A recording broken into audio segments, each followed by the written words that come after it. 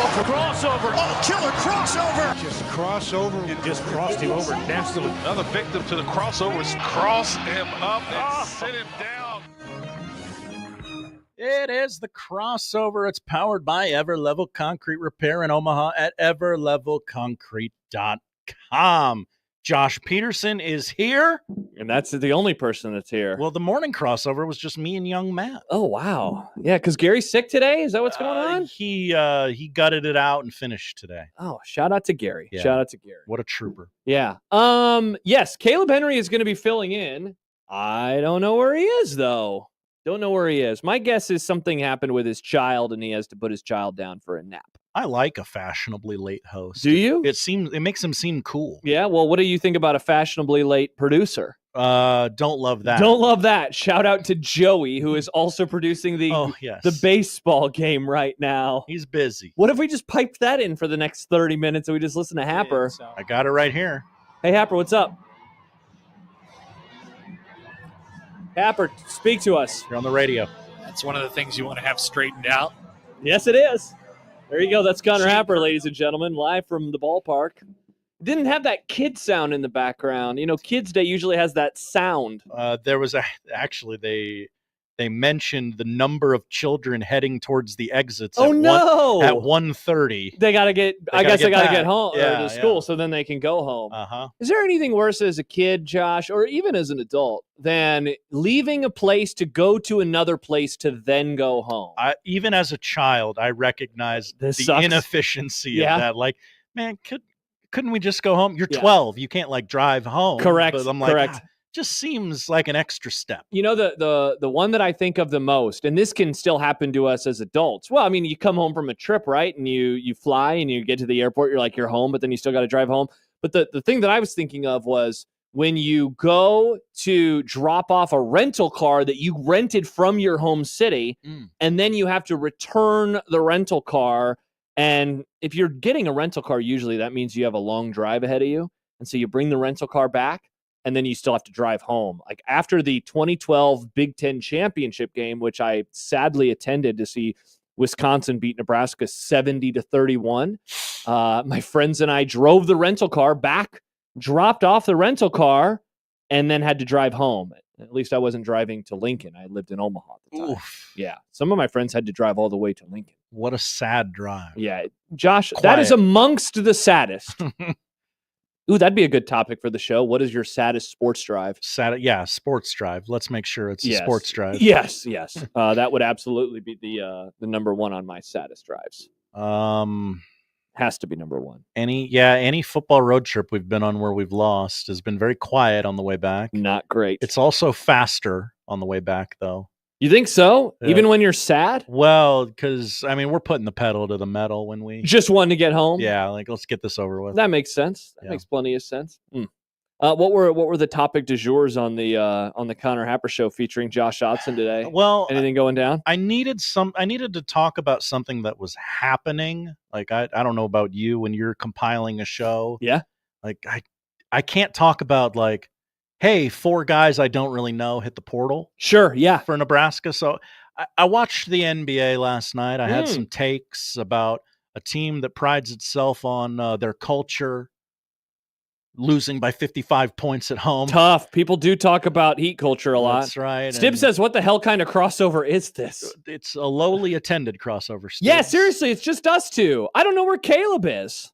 What in the world's happening? Stibs, find the podcast today where I talk about your big dumper. There you go. Cal Raleigh. He texted me about him when I saw the Mariners play the Red Sox of Boston 1 week ago today.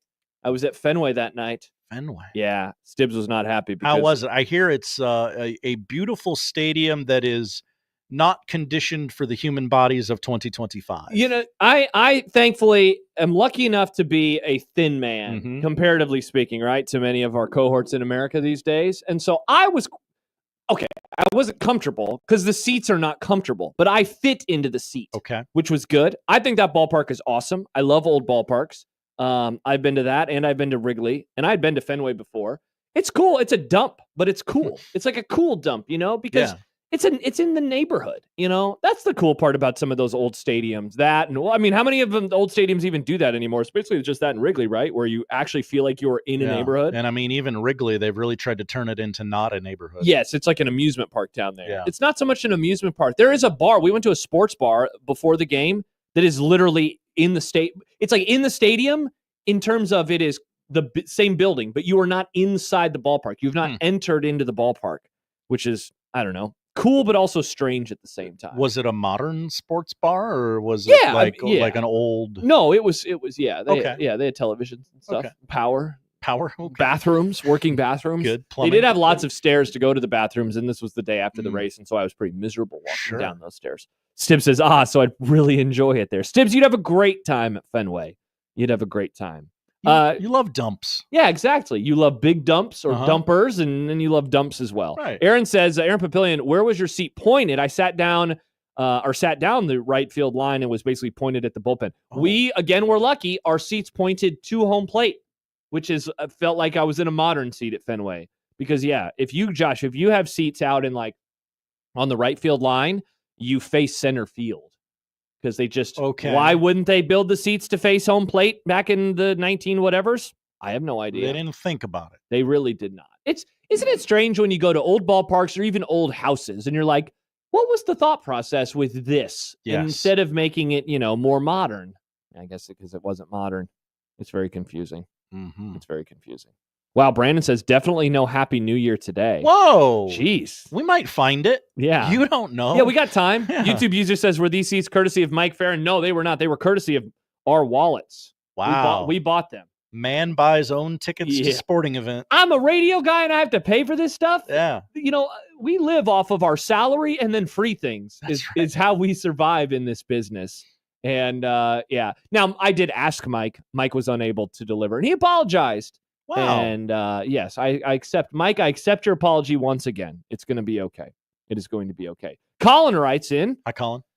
Email inbox, Equitable Bank. Please confirm how many fingers and toes John Bishop has now. Is he an 8-toed Creighton honk?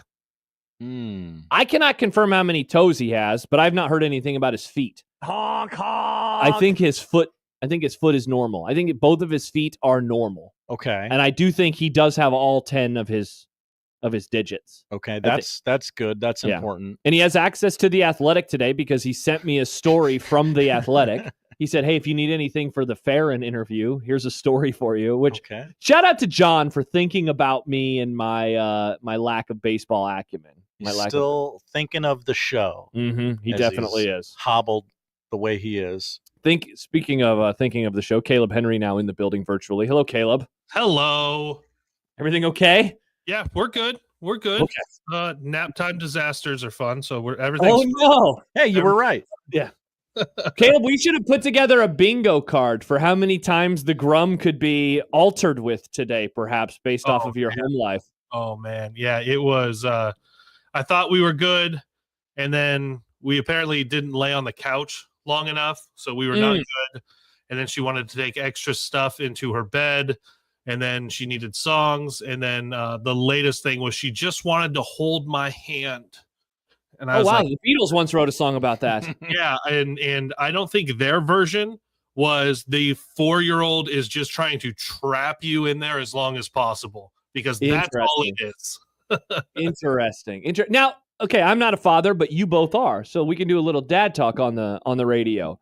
Nap time gets the full, good night treatment of an evening with books and singing and songs. I thought nap time was kind of get in the room and go to sleep, kid. It's condensed. Trust me, it is condensed. But yes, there is a routine. Interesting. Caleb's right. Wow, really? Yeah. Oh, it's about half of everything you do for bedtime. Is it more annoying than bedtime? Yes. Or is it less annoying, even though it's half the time? No, the nap one is definitely more annoying because at bedtime you're going, cool, I'm going to go to bed too. At some point this evening. Nap time, I could be jumping on and filling in on a radio show. I could be napping. I could be watching a show. I could be playing PS5. I could be writing a story. I could be doing anything, but I don't know what's going to happen for this 30-minute window. Anything could happen. Yeah. Whereas at the end of the night, you're tired and you're just ready to get to bed and you're ready to just be done with the process. But you still have your whole day. The world is still your oyster for the rest of the afternoon.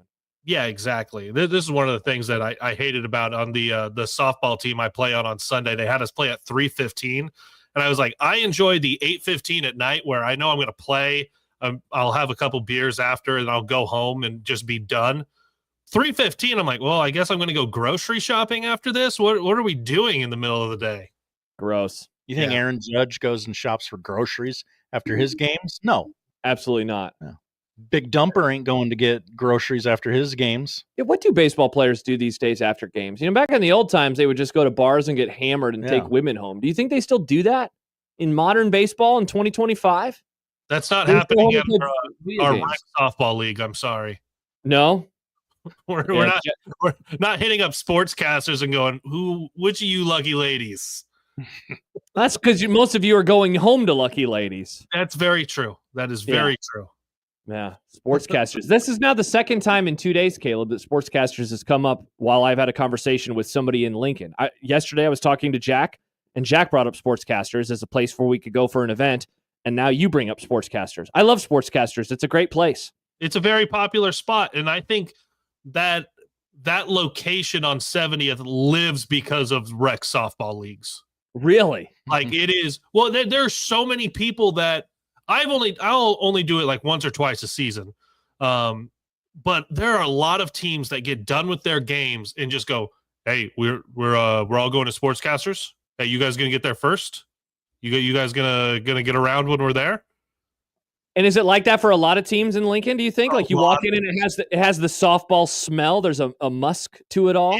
It's that you can smell the like dirt and leather, like that smell from everyone has just had gloves on for the last couple hours. Gross. They've been swinging expensive bats that they didn't need to spend that much money on. They just took cleats off, and some of them clearly didn't shower before playing. Not that would have helped any of their BO anyway. You're like, correct. This smells great. Oh, yeah, by the way, that's a cheap beer. Wonderful. Oh, man. This sounds like Boondockers in Omaha. R.I.P. R.I.P. Boondockers. Yeah, that's a good call, Josh, because that's right over by those, whatever those fields are called over there. Yeah, it also smelled. Yeah, and then there's all the places that are close to golf courses as well, which during the summer, and we are now entering into this time of year, they will also have a certain smell to them, many a Saturday, many a Sunday over the next, 4 or 5 months. Yeah, as we roll on into the summer and early part of the fall. Wow, very, very exciting. More comments coming in about children and child rearing. Aaron says, I'm learning the 3 a.m. go back to sleep time is the worst. I'm tired, the baby is tired, but the baby still needs some time to be put back to sleep. Would you guys agree that 3 a.m. is the worst time? See, I liked the 3 a.m. because when we were still doing that phase, and we were on formula, so I was able and at the time I was getting up at 4 a.m. anyway to work in radio. Yay. Morning shows, that'll do it. So I just got up an hour earlier, and that it actually worked out really well on the timing of it, so that my wife didn't get up at that time. She stayed up a little bit later, and then obviously I was at work, so she handled things a little bit after that. I loved that 3 a.m. time because that was the only time that it was like, she was mine. So that maybe that's a little bit personal and it's different. Yeah. It was my time, and she was just perfect getting up, had the bottle, got her changed, not always in that order, and laid her back down. And it was great. I loved it. It was fantastic. And then I went to work. Then you went to work. I'm such a heavy sleeper, and my wife is such a light sleeper that nice. She took a lot of the 3 a.m.s. I had her covered till about 1 in the morning, though. And then I would head. And then you were out like a light? Yeah. Nice. Can't wake me if you try. Sad Husker fan says, are you having a baby, Josh? No, there will be no child. In the words of Lloyd Christmas on the famed film Dumb and Dumber, Harry, I took care of it. I went to a doctor earlier this year and took care of that. So there will be no children for yours truly. Snip, snap, I wanted it, Joshy Jr. Yeah, there will be no Joshy Juniors for the best, right? This is for the betterment of society. You can only have so many takes that are this good. I can't I can't be creating a child that has even better takes than me. So I decided you're the anti Elon. Yes, like, yes. You are trying to balance the scales. I am. Yeah, there are some people who have many children, and then others who have a normal amount of children, and then others who have 0 children. And I've decided to be the latter and just lean into not having any children. I don't know how you guys have time for anything. I feel super busy and I'm stretched thin and I have all these things to do, and I don't even have a kid. My financial advisor has been giving me crap for years. He's like, you're not allowed to say you're tired. You don't have a child. And so I don't even want to, if I think that I am tired and I have things going on, I don't know if I want to learn what more tired feels like. Well, okay, I'll say this. You're allowed to be tired whether you have kids or not. This world is exhausting. Yeah. Wow. Thank you, Kaleb. Thank you. Like, open a newspaper once in a while. You're allowed to be exhausted in this friggin' world. There you go. For the rest of this, though, you figure it out. Like, that's all it is. You figure it out. So you don't have a choice. Like swim lessons, you do the swim lessons, you grab scooters and coffee and donuts on the way home, you go clean up the entire house, you dust the top of the fans, you get lunch ready, you go through you just do it. That's all it is. It's just another thing that it's just you have it, and like, we've got 2 dogs, so like there's a lot of other things that, like, we don't have to have dogs. In the same way that, like, a lot of people, like, you can make a decision, like you have, like, you don't have to have children, you don't have to have dogs, but guess what? It does take a little bit of time, and you adjust to it, and that just that's your life, and that's what I think for a lot of people, they enjoy it. For some other people, they hate it. There are some people that do not like being parents, and it is obvious. Yeah, that'd be bad. Jimmy says, now this is a weird thing to think about. Who's taking care of you when you're older? The joy of grandkids when you're 70. And then he says, to each their own. Kids motivate me more than anything. It's like, I don't need a child, first of all, to motivate me. Second of all, I would never think I want to have a child so then eventually I can get taken care of. I don't know. I'll figure that out on the back end. That's a problem for 80-year-old Josh. I don't want to worry about that when I'm 36. So I don't care about that. And yeah, there's probably joy that would come with it. But, there's joy that I have of not having to take care of a child at any point in time. So, yeah. I mean, even with having a daughter, like, I'm not thinking about where am I when I'm 80. Like, my grandparents just this last year moved into a home. Like, it's different. It's a different aspect of seeing, like, where people are. My mom's mom, for a long time, like, she had moved to the town where we lived, so she could be in, like, assisted living and right next to us. So, like, yeah, I mean, for a lot of people, I'm sure that's one aspect of where they're thinking long-term through their life and the generations of their family. I'm with you on this part. I will figure that out when I get there, man. Who knows if I'm hitting 80 anyway? Who knows if there's going to be a Kaleb that needs taken care of? Oh, there you go. That's a positive. Yeah, maybe you'll just die. Then you don't have to get taken care of. Yeah, super positive. Mm-hmm. Let's not have to pay that nursing home anything. You will just get the life insurance policy you wanted to take out on me. Yeah, absolutely. Stib says, I love your hate, Odson. Thank you. I don't. Oh, never mind. He meant hat. Oh, yes. The hat it's a good hat. I feel like I've been pretty positive. I thought maybe he was just speaking in generalities about what you usually bring to the table. And so I was like, hey, it's just Palpatine to Anakin. I love your hate. Not the first Star Wars conversation, Kaleb, that I'm guessing that we're going to have on the show today. Looking at your little nameplate or the comment thing, my super, yeah. I figured we were going to go that direction eventually. Odson, are you? I know you're a movie guy. Are you an Andor guy? Have you watched Andor? I tried to get ready for the premiere. Trying to watch the first season. I can't remember if I watched it, so I'm assuming I didn't. Oh, no. I think I'm 3 episodes in. Would really like it to pop a little more. Hey, that's when everybody always said, like, you just got to watch episode 4. That's what, okay. Watch episode 4. I've heard nothing but great things. It's awesome. It is so good. Dance remix. Come on. That's all we need. Yeah. Stibbs says, let's talk rehearsal. Have either of you watched rehearsal? Stibbs texted me last night at about 10:30, I think, to talk about the rehearsal. What is the rehearsal? All right. So the rehearsal is on HBO. It's with a guy named Nathan Fielder. who used to do a show on Comedy Central called Nathan For You. Did you watch Nathan For You, Caleb? Yeah. Okay, then you'll love The Rehearsal. Yeah. So the premise of the show is hard to describe because it is not what it was purported to be when the first episode premiered last season. But I very much recommend you watch it if you are a fan of Nathan Fielder.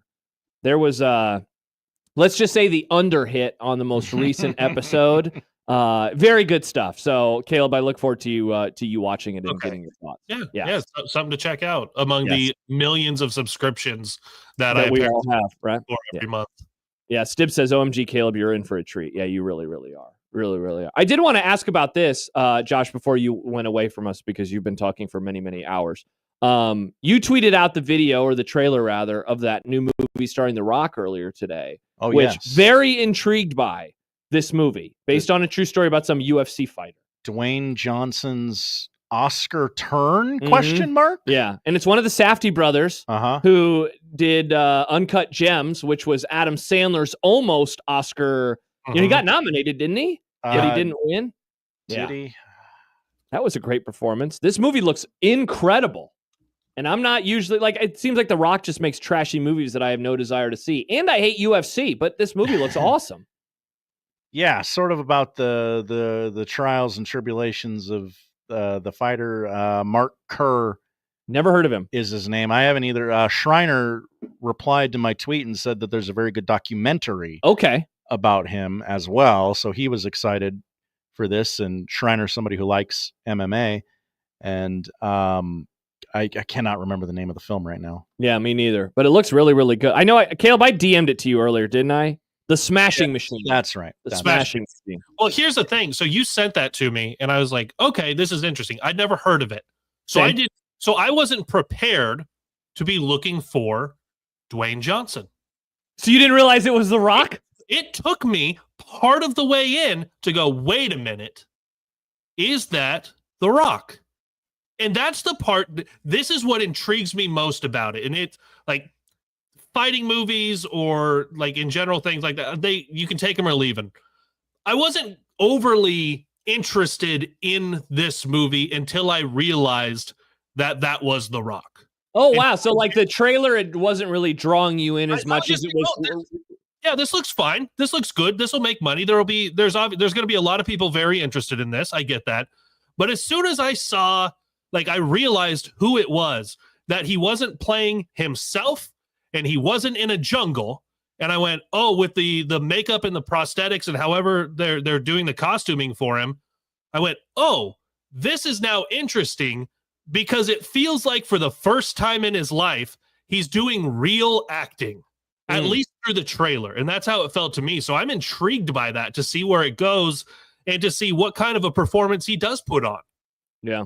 Do you feel the same way, Otson? I do, although it does pair him with Emily Blunt again. So some of the tropes of The Rock are still there. What was the movie that they did? It was like a foresty movie. Jungle Cruise? Yeah. Jungle Cruise. Jimmy writes, A24 plus sports plus Safdie equals good. Yeah, that was definitely my response. I think one of my friends, because I sent him the trailer. One of my friends texted me and he said, where was it at? Dude, real people, A24. And so I think that just kind of tells the whole story right there. Stib says no one's seen The Scorpion King. Nice. So yeah, I'm very in on this movie. And Josh, I want to thank you for sharing this trailer with us earlier today. Well, I'm glad I did. You know, sometimes you send out a tweet and you're like, is this just too obvious a thing to say? Maybe I shouldn't send it for whatever reason. So I'm glad I sent it. Yeah. Aaron writes, can Andor be watched if I don't know what's all going on in the Star Wars world? I don't take them all in, and the actual movies are just okay. Some are good and some are really damn bad. It's not even close to my favorite fantasy movies. Well, they're not fantasy, Aaron.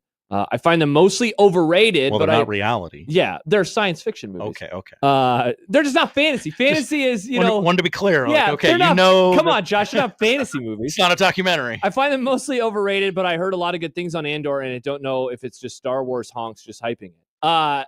Now, look, it's hard for me to say, like, yeah, you can watch it without knowing anything about Star Wars. I would say yes, Caleb. Andor is about the rise of fascism within the world of Star Wars. If that's something that is interesting to you, and like the rebellion that tries to fight it, if that's something that's interesting to you, like there are not very many aliens, and there's no lightsabers. And for some people, that makes them really mad. For me, I think it's awesome. So I'm not bothered by the quote unquote lack of you don't have Force stuff in this show. It's very grounded in realism. Is what I would say. And so when I did a rewatch of season 1 ahead of season 2, because I had to, and they're the Star Wars, and then there's the Andor, and there's nerds, and there's kind of just us.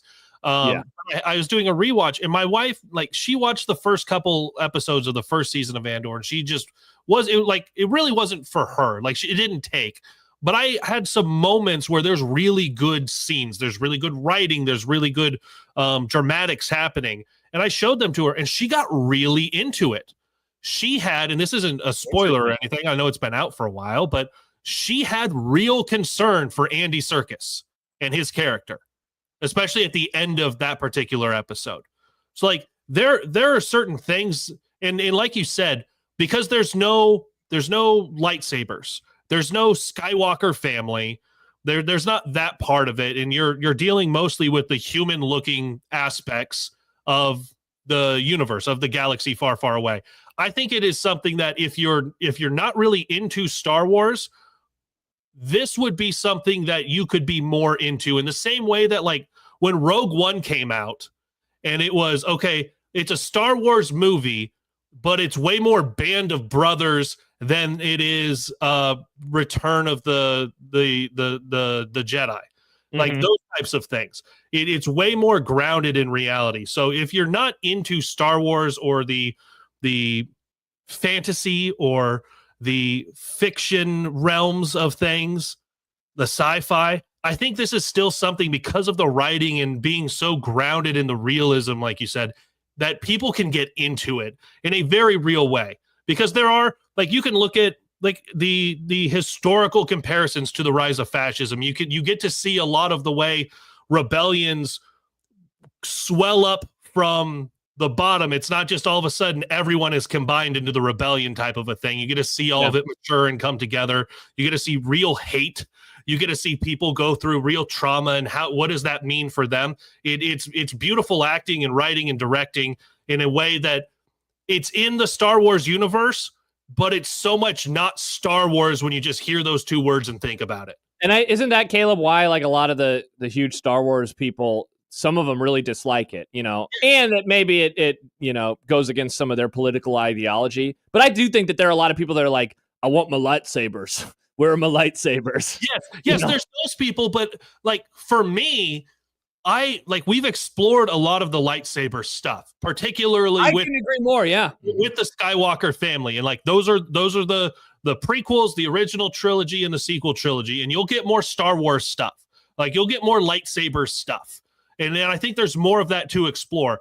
But there is so much of the galaxy that isn't lightsabers, you you look at, there is so much of planet Earth that isn't Washington, D.C. So, okay, there's plenty here to explore. Let's look at these on the poster. These things are fun too. Yeah, they definitely are. So there you go. I think that's us selling people on Andor. Now, John did email us, not Bishop, but John writes in, Josh gave us NBA and college basketball talk, and now we're going to get Star Wars talk. What an effing miserable day. We promise after this, let's save the Andor conversation for the end of the show today. Okay. We'll save it for the end of the show. Little treat. Yeah. We will do our best. I mean, it does say that on my super. It does say that I'm excited for Andor. So we'll see if we can do that. All right, Josh, I'm worried that you might have to stay for a few more minutes because the game is still going on. Yeah, bottom of the eighth, 10-5. Longest game in the history of anything. Oh, You've been to a number of College World Series. You know that's not true. Yeah, that's true. KD does say, for old time's sake, can we have Kaleb do his patented Creighton is toast rant after all the fun Portal news? Kaleb, do you want to have any Creighton men's basketball conversations on the Grum over the next 3.5 hours? I'm sure we can.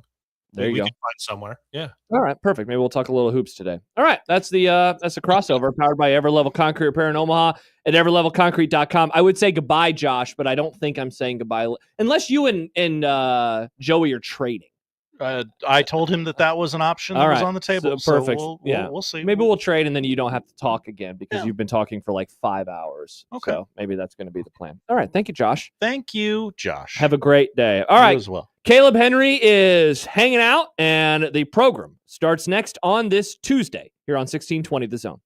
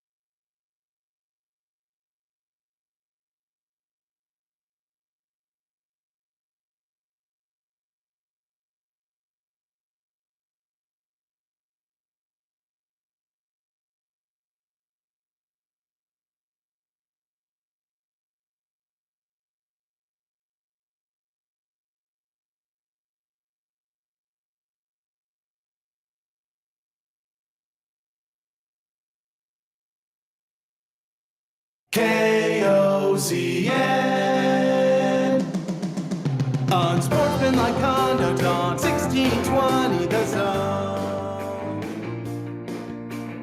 Husker Athletics, Creighton, and yes, UNO.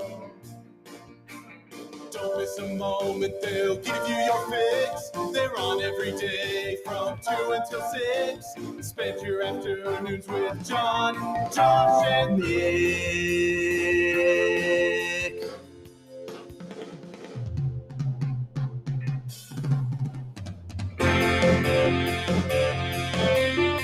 John, Josh, and Nick. They'll show you what sports talk really is. Kaleb Henry and Joey Colbert I'm here. we're all together for this segment. Finally. Yeah. It's gonna be a great show. We're gonna talk baseball, probably some football, and maybe even some Kool-Aid. Unsportsmanlike conduct on 1620 The Zone.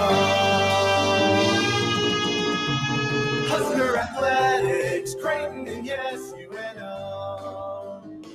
Welcome in, everybody, on this Tuesday. Josh Peterson, Kaleb Henry, Joey Colbert with you as we rock and roll. The game was still going on, so Joey and Odson, they traded spaces. So now Odson is producing. There's one inning left. Yes. One inning left. Yes, UNO. It's already 2 outs in the top of the ninth, so of course it's going fast when I get off the board. The curse of Joey certainly strikes again. And Kaleb Henry from Husker Max, huskermax.com, hanging out with us over the course of the next 3.5 hours. Kaleb, welcome. Thanks for hanging out with us today. How are you? Some might call me a Creighton basketball expert. Oh, interesting. So we'll have plenty of talk, plenty of Jays breakdowns as their roster continues to get put together piece by piece. We actually did learn. So how about this, Kaleb? Yesterday we got the latest news. Was it yesterday? Maybe it was Sunday about Creighton's the newest player that will be a part of their roster. And then today we find out that Nebraska is going to be playing games in the Big Ten again, which was not a shock. But now we know where those games will be played this season and which ones they will. The first thing that I looked at when it came out, and we'll talk about this a little more in content, but the first thing that I looked at was which West Coast trips will they have to make? That is now the first thing that I do every single time on any schedule that is involving Big Ten teams is, but when do they have to go west? Or when do the West Coast teams have to come east? We should have known that one already, right?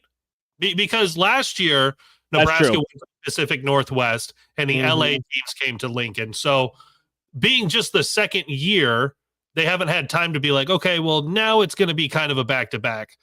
So things might not go every other year, but it stood to reason that that's true. Nebraska was going to go to LA this next year and have the Pacific Northwest teams come here. It's just the opponents that we know. We don't have a schedule. We don't know exact dates. We don't know, okay, it works out that they've got the West Coast trip here and the West Coast teams coming to Lincoln at this time. Like, we don't know any of that, but it's nice to have the opponents. It's a little something to talk about.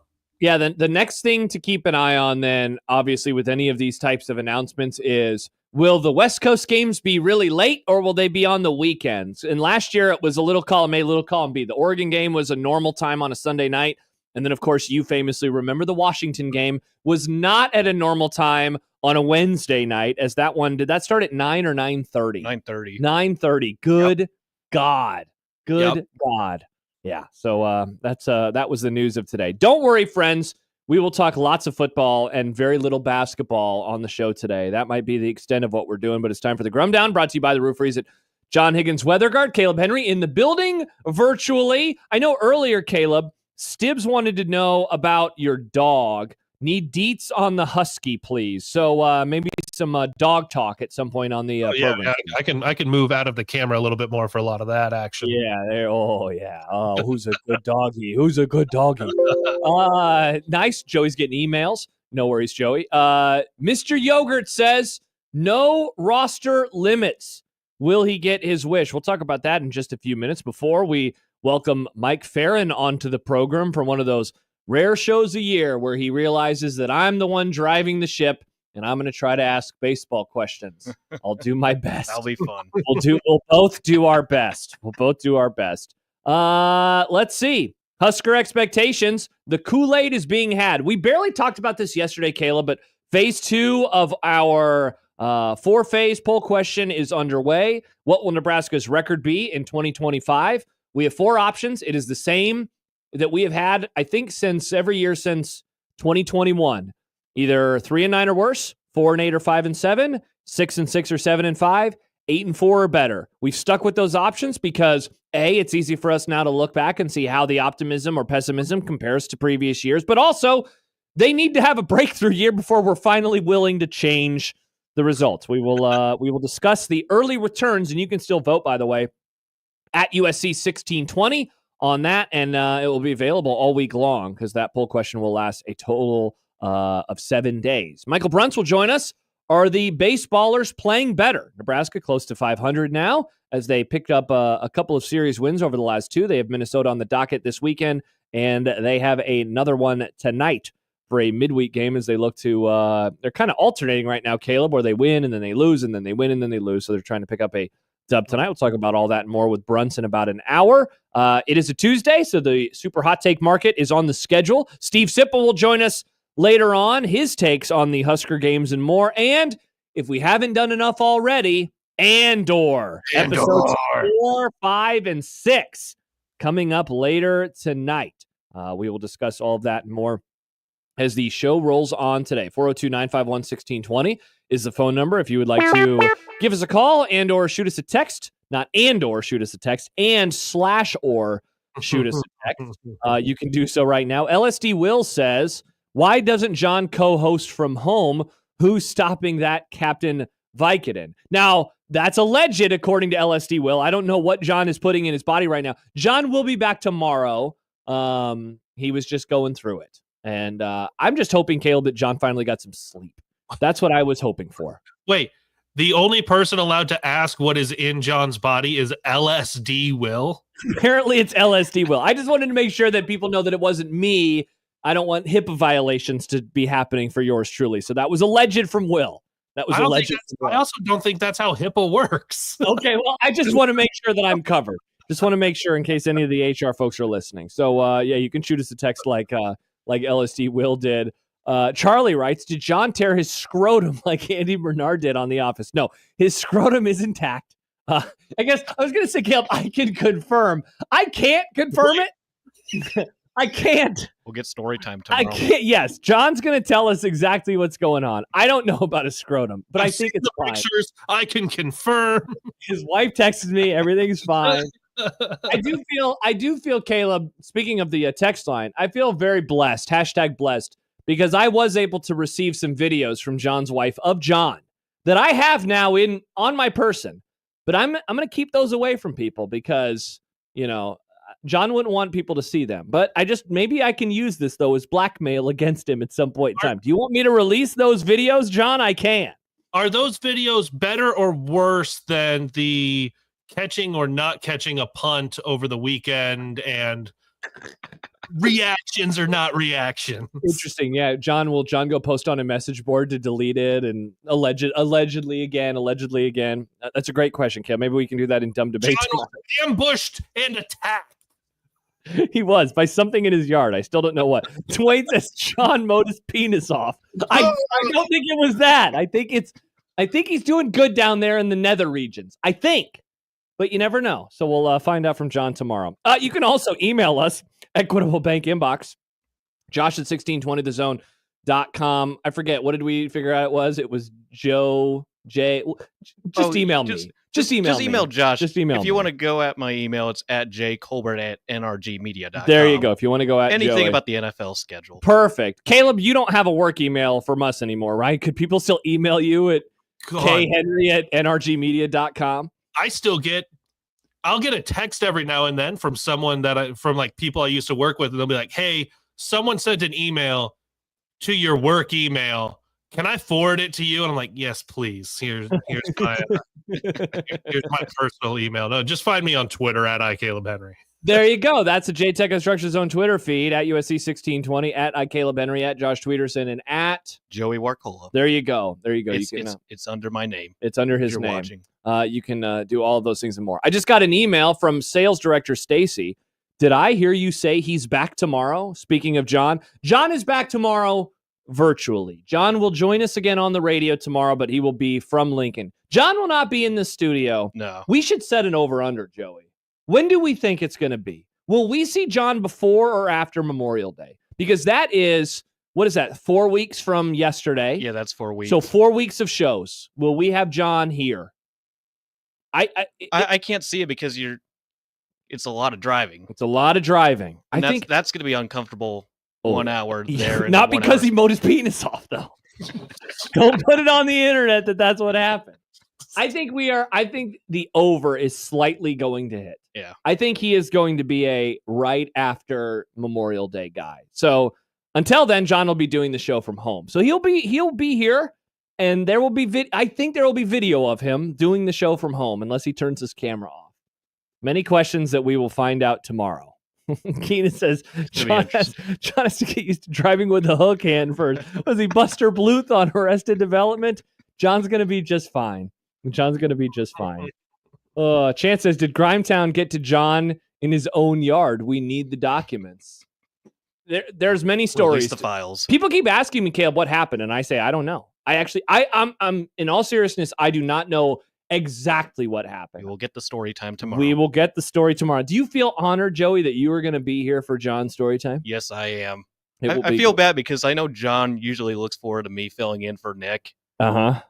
And when this happens, it kind of was a letdown. Yeah. For everybody here. Yeah. So we'll find out what's going on tomorrow. You get back from the Boston Marathon. I'm back from doing whatever. And then he's stuck in Lincoln. Poor John. J-Man writes, Kaleb, Sipple, and Shafe can all head over to John's for a live look-in. That's a bit. That'd be a good bit, Just Kaleb. peek through the window. And don't tell them we're coming over. Yeah, just exactly. the cameras. Yeah, just pull out the camera. Dan says, John screaming at his gas mower. You're the chosen one. Yeah, and that's the other thing about this. Whatever happened, it happened, and it involved lawn mowing, which is, you do a ranking of John's favorite things in life. I can't out imagine of all of them. This is going to be high on the list. Watching the Cubs win a baseball game, calling a Jays victory, trolling me, and mowing his lawn. I think that's the top 4 list. Sir, a second appendage has been hit. We'll get all the details from John on the show tomorrow, and those are all the ways in which you can get in touch with us. Well, Ferrin in just a few minutes, so we don't have a time to totally dive into this just yet, Caleb, but Steve Sipple, who's going to join us in the happy hour in a couple hours, he had a chance to speak it seems like an exclusive interview with Troy Dannon, I think on the field during the spring game, Husker games on Saturday. And man, in his column today, he was very strong and assertive in, we do not want to have roster limits. And man, if you would have told me a few weeks ago, or certainly a few months ago, that this was going to be something that they could push back against and maybe come out on the winning side, I would have been pretty surprised. But now, just given what we know about the settlement and what's happening with the judge in that case, I don't think they're going to get their exact wish of no roster limits, but it definitely doesn't seem like it's going to be at the 105 number that we've been thinking about for a long time. Well, yeah, but the judge had sent back and said, hey, you guys have to go rework this. I'm not approving this. You have to go rework this. You have to grandfather in or try to slowly roll in some roster limits. And the NCAA, all the conferences came back. They had a meeting, and everyone working on the settlement said, nah, this is what it is. So, Troy Dannon can say this. And this can, which is a good stance to have. This is a very good public stance to have. Because you're winning. You're in honor, or you're supportive of players is the argument, right? Yeah. You're supportive players. You're the fan support from Husker Nation. This goes along. This helps you by being in support of saying, no, we don't want roster limits. We don't want this. We don't want you to take away opportunities. Matt Rule has been very outspoken about that. The AD now being very outspoken about that. It's going to happen. I know the judge had said that you want this to be grandfathered in or try to slowly bring it in. No, it's going to be roster limits. I don't know that it'll be 105 right away, but you're going to be 105 right away. I don't think. Yeah, you're going to get roster limits. That's just the fact of what it's going to be. Yeah, a couple quotes from Dan, and again, this was to Steve Sipple of Husker Online. Dan says, I don't think we should have roster limits, period. I think every school should be able to determine what roster number they want to carry. And by the way, real quick, Caleb, we're talking about this from the football standpoint, but obviously this is all other sports too, right? This is not just football. Yeah. Oh, Yeah, man.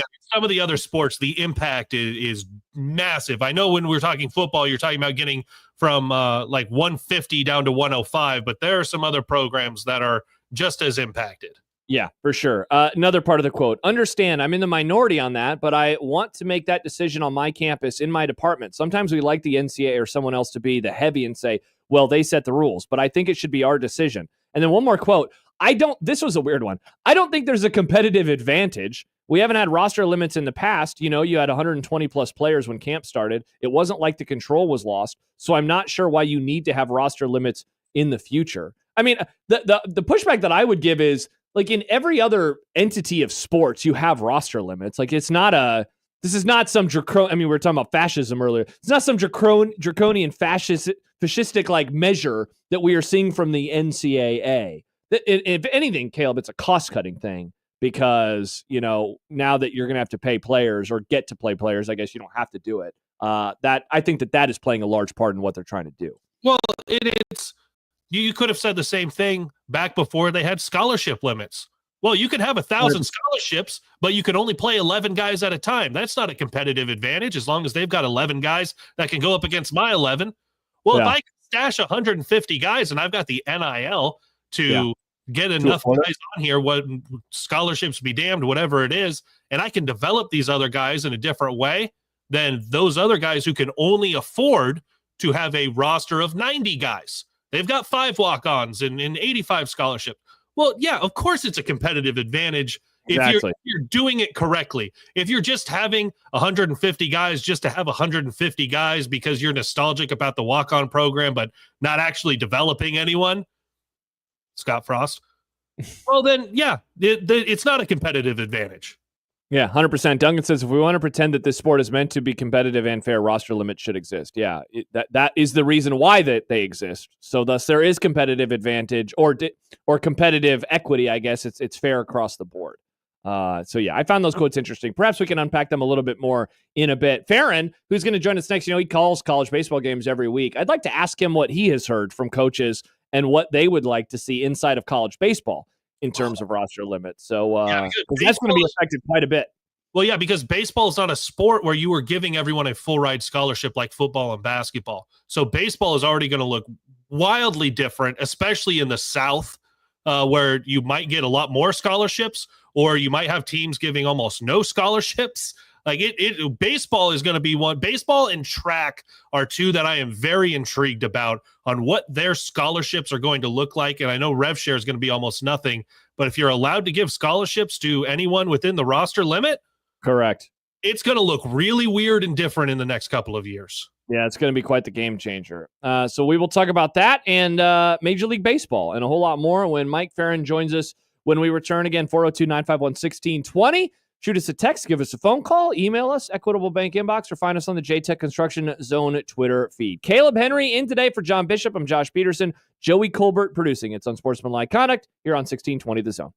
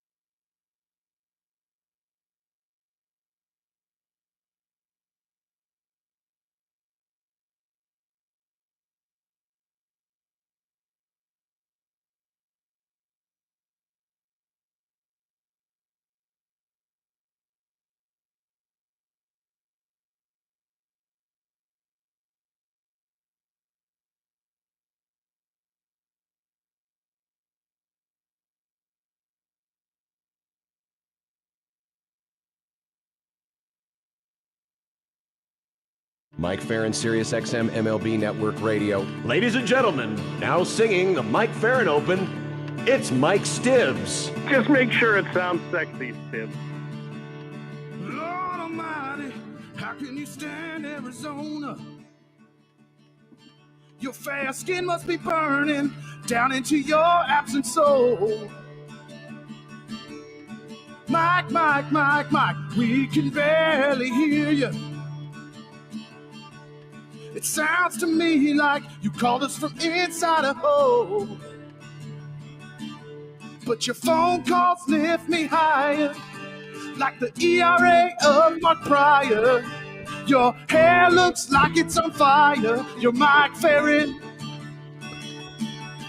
You're just a hunk of Mike Ferrin, Sirius XM MLB Radio, joins us right now on Unsportsmanlike Conduct. Hello, Mike. Hello, Joshua. How was your little jog last week? It was great. It couldn't have gone any better. Just a couple of times around the block? Yeah, you know, just a couple turns here and there, one small town to another small town. It was cool, man. It was really, really fun. Under 3 hours? Congratulations. That's pretty awesome. Thank you. I appreciate that. I wanted to ask you, I was going to ask you this at the end of the interview, and I guess I'll just do it now. John is not here, obviously, as you can tell. Caleb Henry. Oh, really? Yeah. Do you know about it yet? Have you heard yet about what happened with John? No, what did he do? Well, I still don't know, but he will be doing the show from home for like a month. He had surgery over the weekend. Things are not good. Things are not good with our friend John. He's okay, though. Is it like an injury related? It involves one of his wrists. I don't remember which. I think his left one. His typing wrist? I think so. So yeah, reach out to John afterwards. He'll be back. He was going to be back today, but he decided that it would be for the best. We don't know the story, and that's the only reason I'm being coy is I don't know the actual story because I don't want to know until he tells it on the air tomorrow. But I believe it involved mowing his lawn, but nothing got chopped off. So I think he fell is what happened. Oh, well, at his age, you worry about him breaking it. Yeah. So anyway, I was going to ask you this at the end. I'll just do it now, though, first, before we dive into some actual things. What is your favorite ballpark? Because as I was at Fenway a week ago, and now I've been to Fenway before, but I think that this is like the 7th or 8th ballpark I've been to. It's so different, right? It's so old. It's so unique. The chairs, I saw a plaque at the part of the stadium where I was at where I was like, these chairs were installed in 1930, whatever. Mm-hmm. And, you don't have that at any other stadium. And then obviously Wrigley is very old as well. What is your favorite of the major league ballparks? I've got 3 that I really like. So I love San Francisco. It's perfect. It's right on the water. Pittsburgh has the best skyline view. If you get tickets on the third base side, lower level, which you should get for cheap because nobody's going to Pirates games. It's worth it. It's a spectacular view. That's a sleeper good city too. And then the other one's San Diego. I think San Diego is one of the more underrated ballparks. It is great. It's in the middle of a neighborhood, tremendous food. If you're a craft beer fan, I mean, obviously San Diego is a big craft beer city. That to me is a really great ballpark. So those are the 3 that I always put at the top of my list. And there's some other ones that are really good. Most of them are really good. There's only a handful that are kind of like meh. Yeah. The skyline view in Pittsburgh overseeing the Arch? No. The Arch is St. Louis. Yeah, no, I know. We're putting Pittsburgh over St. Louis? Oh, yes. It's awesome, yeah. Caleb. It is that stadium. Mike, I think you told me before I went there a couple years ago, you were like, you're going to have so much fun at that ballpark. I mean, the Arch the Arch is not as prominent in the view in St. Louis as the skyline of Pittsburgh. Like it really opens up to the entire skyline. You've got the Clemente Bridge in center field. There's this one cool building there that like cars can drive through in downtown Pittsburgh too. I'm telling you, it's spectacular. There's nothing. The Busch Stadium experience is a really disappointing one for as much work as they put into trying to find the right color palette for that ballpark with the red seats and everything being black wrought iron, red brick. It's kind of a meh ballpark. It's not my favorite. And it's too bad because I really thought like when you walk up to it the first time, you're like, oh yeah, this is going to be baseball. Really? And then it just kind of is like, it's not quite what you want it to be. So Interesting. yeah, it's not, the view isn't, and if I remember right, I don't think it's even pointing at the river, right? Like it's pointed more towards downtown. So your view is really of like Ballpark Village. Yeah. So it's not like no, I mean, like when you're in the seats, you get the skyline. It's closer to what you have in like Indianapolis in the minor league ballpark there with the view than it is to anything else. It's spectacular in Pittsburgh. It's worth a trip just to go to that ballpark.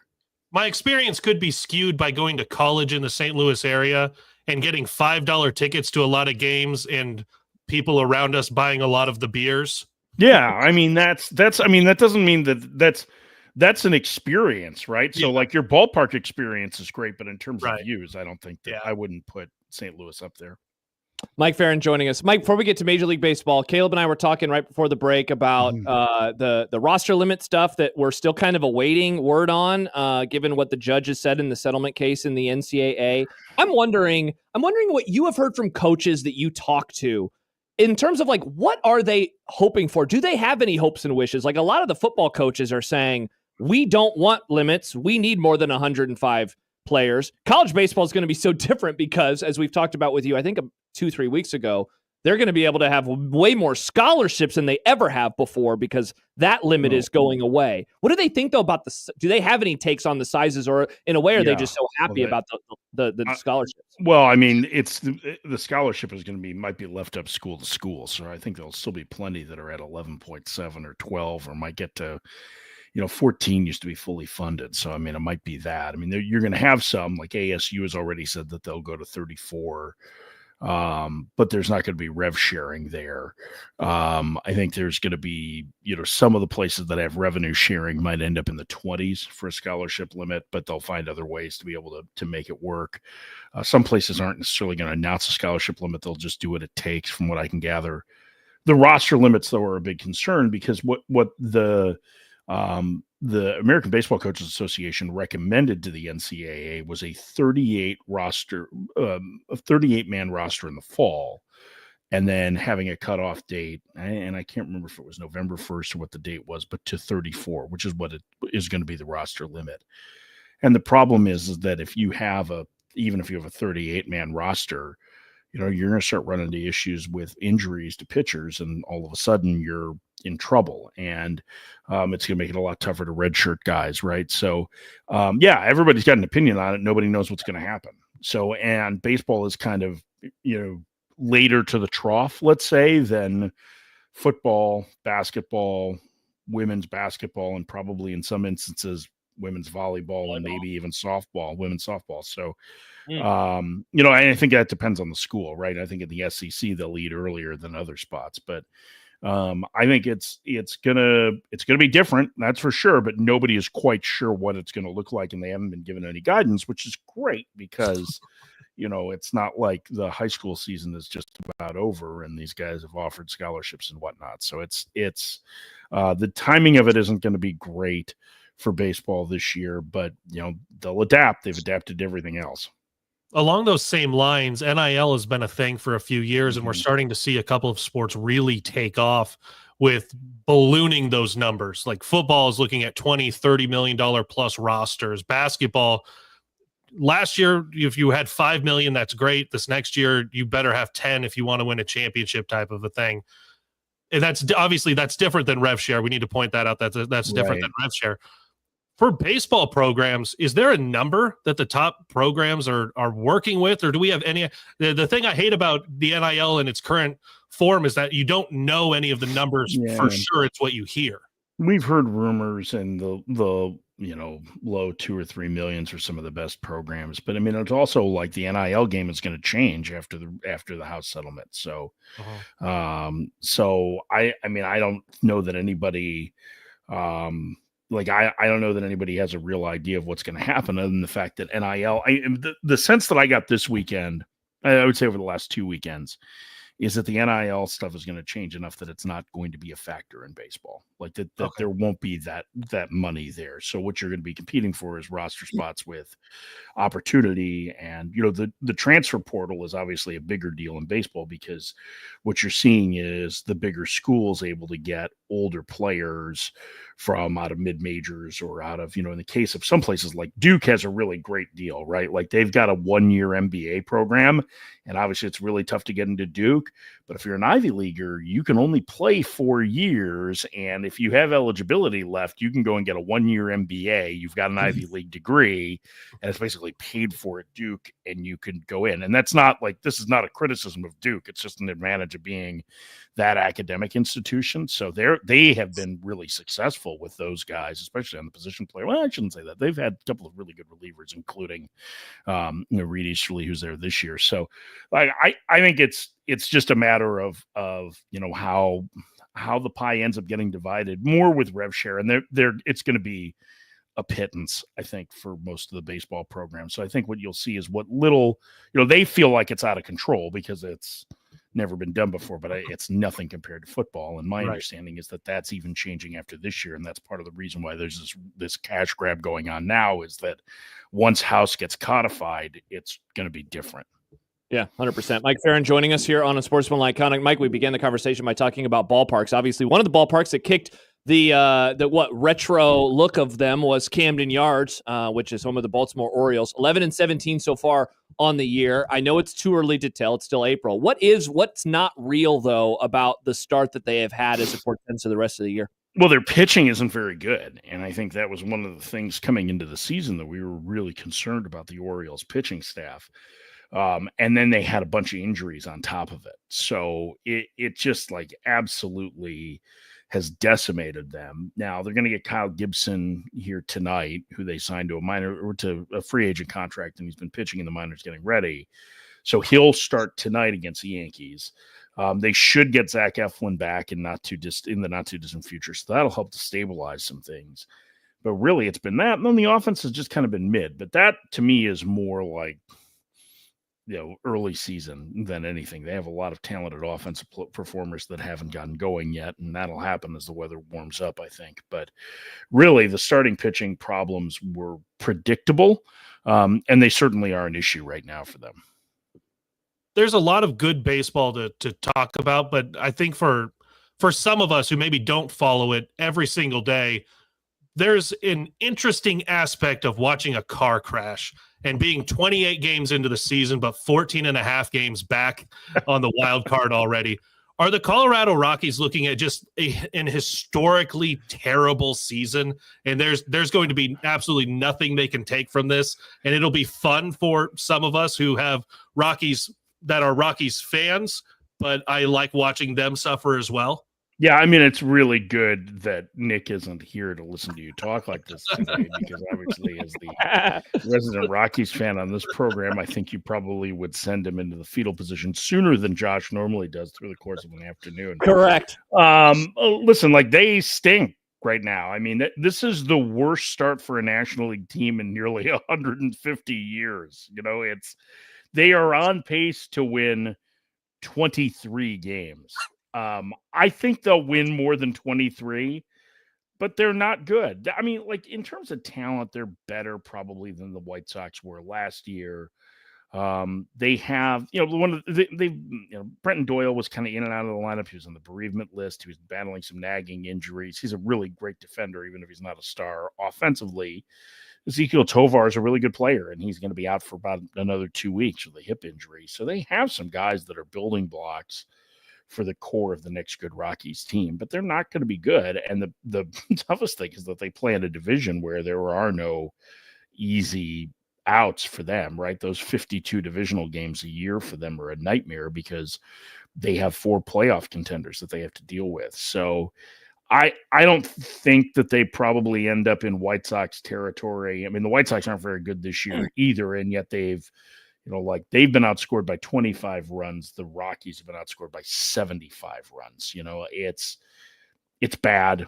It's not going to be great. My guess is as the season goes on, as some of the younger players get a little bit more acclimated and get some second chances, I think they'll be better, but they're looking at a third straight 100-loss season. Mike, speaking of, and Mike Ferrin joining us, speaking of that division and the teams that they're looking up to, what have you made about the I don't know, is confusion the right word to use to describe the Glasnow injury and kind of what they're looking at with how long this could keep him sidelined for? Yeah, I mean, it doesn't seem like it's anything serious. They don't think there's any structural damage to his shoulder. And then they were calling it like full body soreness, right? So he changed his mechanics this winter in an effort to take some stress off his elbow. And as a result, sometimes when you do that, you get cascade injuries. And I think that's some of what he's dealing with. So it sounds like as much as the shoulder needs a rest, that they're going to try and rework a couple things, either in the way that he prepares or in his delivery again, to try and get him to a spot where it doesn't cause him fatigue. So as far as injuries to Tyler Glasnow go, and he has had a lot of them, this one seems relatively minor. I don't know that it's going to be a 2.5 week absence, which is what the minimum would be for him, or 2 week absence at 15 days, just over. Maybe it's a little bit longer than that, but I think he's going to be okay. And the other part is that it doesn't really matter as long as they get him back they didn't have him for September and October last year. That was the worst part of last year for them with Glasnow. I think they'd like to have him and Snell back by then. And as long as they do, they'll be fine. Cause I don't think that, even with all of the injuries that they've had and the uneven play and frustration, they're still way over 500, and they're going to be just fine. So you think that's some of it too? Is just we can be cautious right now because that's how they've operated for a decade. Yeah, I mean they're playing for October. They're not. They just need to get there. That's all that matters to them, is getting there. And they probably will still. They're so deep that they'll probably still win the division, even though there's 3 other good teams in it. Yeah. Mike, not to gas you up too much before we let you go, but a month ago, we brought you on. This was 3-4 days into the season, and Was it too early to tell?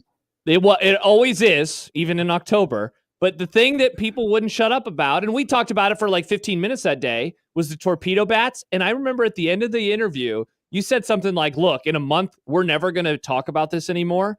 And I remember thinking that we'll probably still talk about it in a month, right? I stumbled upon some video 2 days ago where the torpedo bat was in it, and I was like, oh, wow, I had totally forgotten that was a story. So I just wanted to give you a little bit of a shout-out, because nobody seems to be talking about it anymore after it dominated every discussion for a week. Because it just doesn't matter that much. I mean, it's going to help some guys. It's not going to help others. The Yankees took full advantage of some bad Brewer pitching on opening weekend. So, yeah. All right, so there you go. Torpedo bats not banned. Mike Ferrin said it first. And Mike Ferrin looks like a very smart man here as the calendar turns to May. It is about time. Call my wife and tell her that. Have you heard from John yet? Have you had any correspondence? I have, yeah. I mean, I don't have many details other than it was a gardening accident, and probably, not nearly as severe as the one that impacted Spinal Tap, but it certainly is gardening related. He says he's threatening to come back tomorrow, so just be prepared. Those are the words. I don't think I'm going to see him in person until after Memorial Day, though. So I think it's going to be a while. Are you heartbroken by that? I'm going to miss him. It reminds me of COVID, Mike. We're going to be doing separate shows now for a month. His wife I've had been in the same room as my co-host in 13 years. So that's true. You were ready for COVID maybe more than anybody else was when that got going. Here's to chalk another one up to work from home. Yeah, indeed. By the way, Stibbs brought up the Mariners. We have not talked about the Mariners. He did say he tried to tell you. I think every year at this time, he tries to tell you that the Mariners are good, and then you're like, it's too early to tell. He is so full of it. All he was doing was complaining about how unclutch Julio was. Correct. He was crying like crazy, and now they've won 6 straight series in April, and he's getting all puffy chested. The pin's gonna pop that balloon at some point. That's they're a little over their skis. Their injuries are pretty significant. It's not too early to tell. Listen, they're in first place. They've won 6 straight series. They're playing really well, but Dylan Moore is their second best offensive player, and if that continues for the course of the season, I've been saying that for weeks. Stibbs won't listen to me. I've been saying if Dylan Moore is your best offensive player, Stibbs, and you know who Dylan Moore is?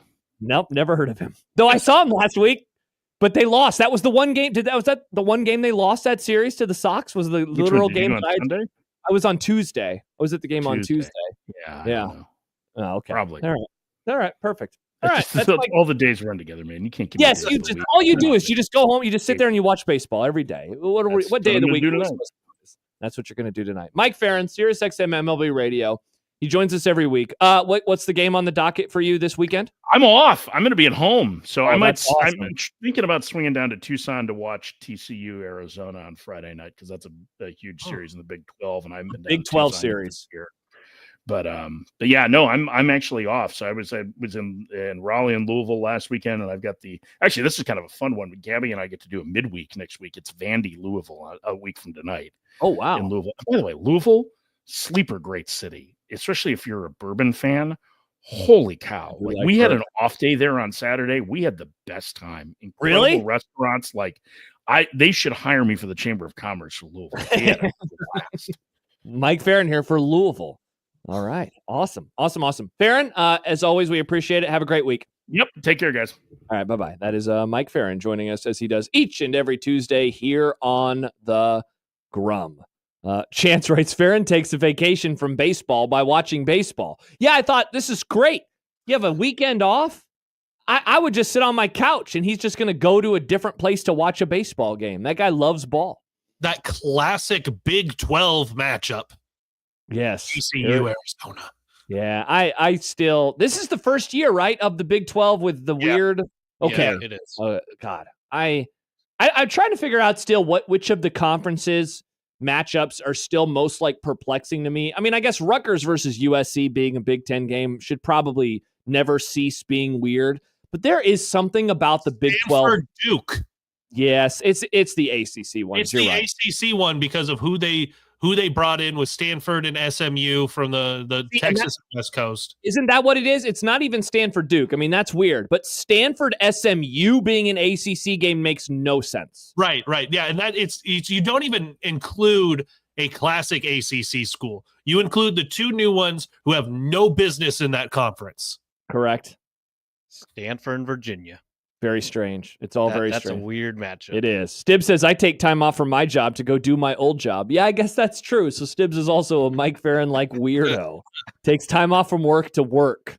But when he works, he hangs out with us. You know what I do when I have time off? What do you do? Create an NFL schedule. Maybe we'll try to find time at some point today to look into another. Do you know about this, Kaleb? Do you know what our King Joey has been doing over the years? I've heard things. You've heard things. We might have to dive into a random week. So perhaps we'll do that as we roll on throughout the show today. We have Michael Bruntz joining us at the bottom of the hour. One thing that we did not get to yesterday in the midst of our Shedeur Sanders discussion was the other story related to it this weekend. The NFL has investigated and found out who in the world made the phone call to Shedeur Sanders during the draft. And basically pretended to be another team. We can talk about that a little bit when we return before Bruntz joins us. And Husker expectations and Kool-Aid, perhaps some of the most that we have seen before. All that as we roll on. Kaleb Henry in today for John Bishop. I'm Josh Peterson with Joey Colbert producing. It's Unsportsmanlike Conduct, 1620 The Zone. If you've ever been looking for that brand new bathroom, now is the time with YHIC, your home improvement company's biggest sale of the year. Transform your bathroom. Save up to 30% off a bathroom remodel, plus an additional 10% off and free shower pan or bathtub. Financing is great too. 0 down, 0 interest, 0 payments for 12 months. So call today, 402-764-1720. Schedule a free in-home consultation. It's YHIC's biggest sale of the year. So let me repeat, save up to 30% off a bathroom remodel, plus an additional 10% off. And they're throwing in a free shower pan or bathtub. Call 402-764-1720. 402-764-1720. You're going to love the difference with your home improvement company. Go to YHIC.com and find out more. YHIC will exceed your expectations and make your home better. Don't wait. This only happens once, and it's happening now. Their biggest sale of the year. Call today, 402-764-1720, and love the difference.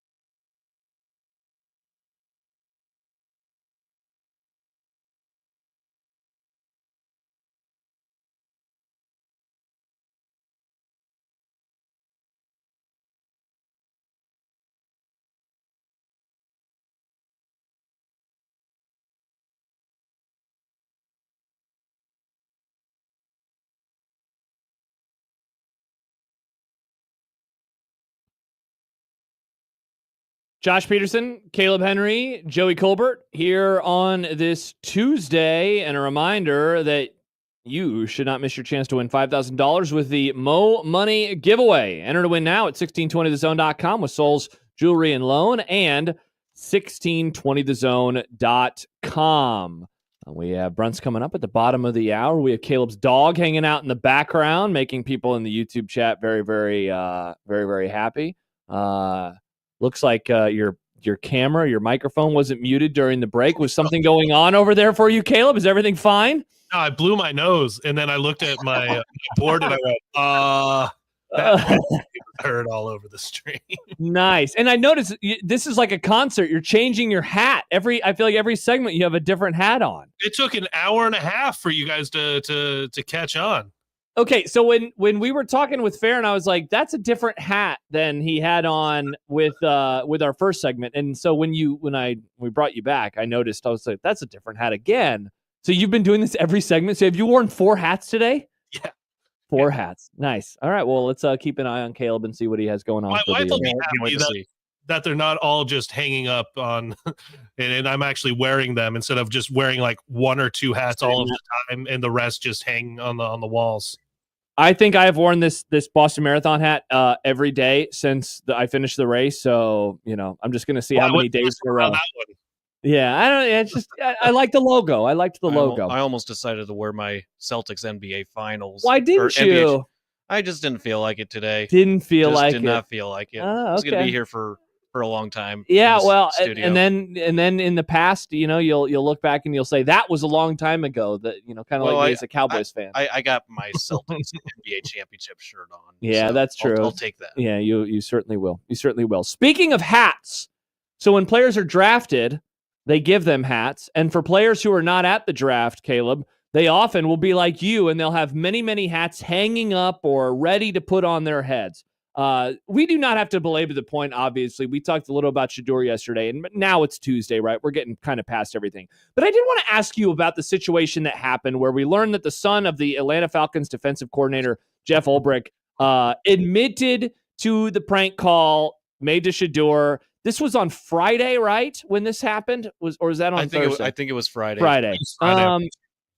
The kid apologized on Instagram. The kid, he's a 21-year-old, Jax. That's the name of my parents' old dog, R.I.P. Jax. He apparently, and the Falcon said this in a statement, wrote down the number from his father's open iPad. How does that happen? While visiting his parents' home and later conducted the prank phone call. This was not the only player that got prank called. Tyler Warren, tight end from Penn State previously. Texas receiver too. Yeah. Oh, that's right. Texas receiver. And he didn't get drafted. Yeah. So like this UConn lineman. Oh, wow. Okay. So there are more players that I didn't even know about. So that's at least 4 that we just mentioned right there. The Falcons say that they will not take any action.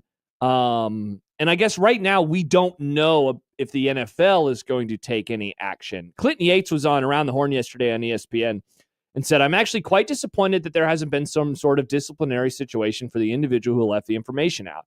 It doesn't have to be a firing. I don't think it's that serious, but there has to have been a consequence for doing something like this wrong, even if it was your son who did it.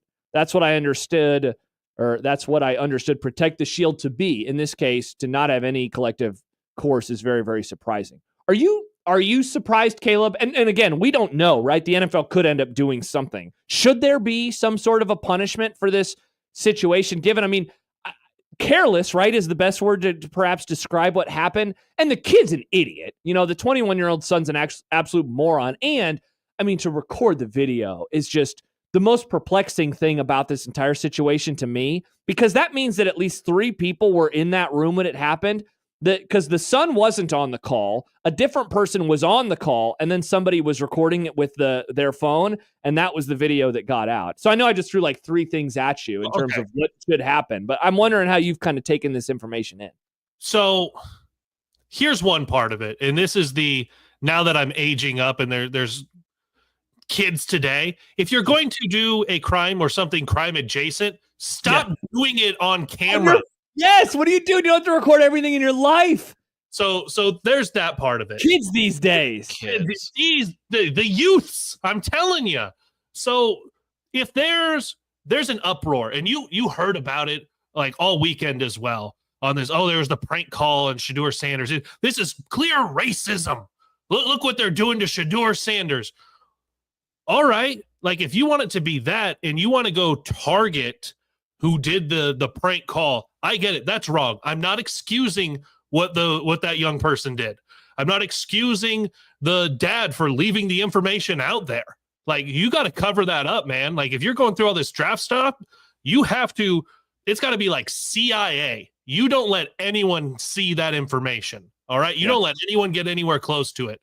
But if you're going to do this to protect the shield and protect Shedeur Sanders, you got to do it for all these other guys that we named. You have to go full investigation, track down how everyone else was able to do a prank call, even if it wasn't a special phone like Shedeur had. You have to go through and find punishments for everyone else, and there's no way they're going to do that. So let's stop trying to baby Shedeur Sanders like Mel Kiper did for 3 days on ESPN. So you don't think they should punish somebody? Now, Dan asked a good question. What are you going to do? Ground him? Yeah, the NFL is going to ground this player. Mustache Adam says, I know the kid thought it would be funny to record and share it so everyone online could see, but I can't imagine the ass whooping he's gotten or going to get. Could you do something like, okay, so I guess I was thinking about it from this perspective. If I had a family member who, and it's like so hard, right, to find the one-to-one. I'm trying to think of a one-to-one comparison that could happen where our company would view me and say, sorry, Josh, we have to punish you because your wife did or said something. And I don't even know what that would look like, how such a thing would even come to be, because getting drafted and this particular machination of the NFL is so different than anything else that pretty much all of us will ever deal with. So I don't know. Like, I'm trying to figure out, would you punish somebody at a different company if your family member did something? And then if so, you're punishing the person who works there, aka me. And then you figure out, okay, so what is the punishment? Is it a fine? Like, do you fine the guy if you're going to do that? And you're right, Caleb. Like, you know, are you then going to do the investigation into the other people? And look, maybe they are. This one was probably just the easiest because it involved a couple of idiots who decided to record the video and post it online for all to see.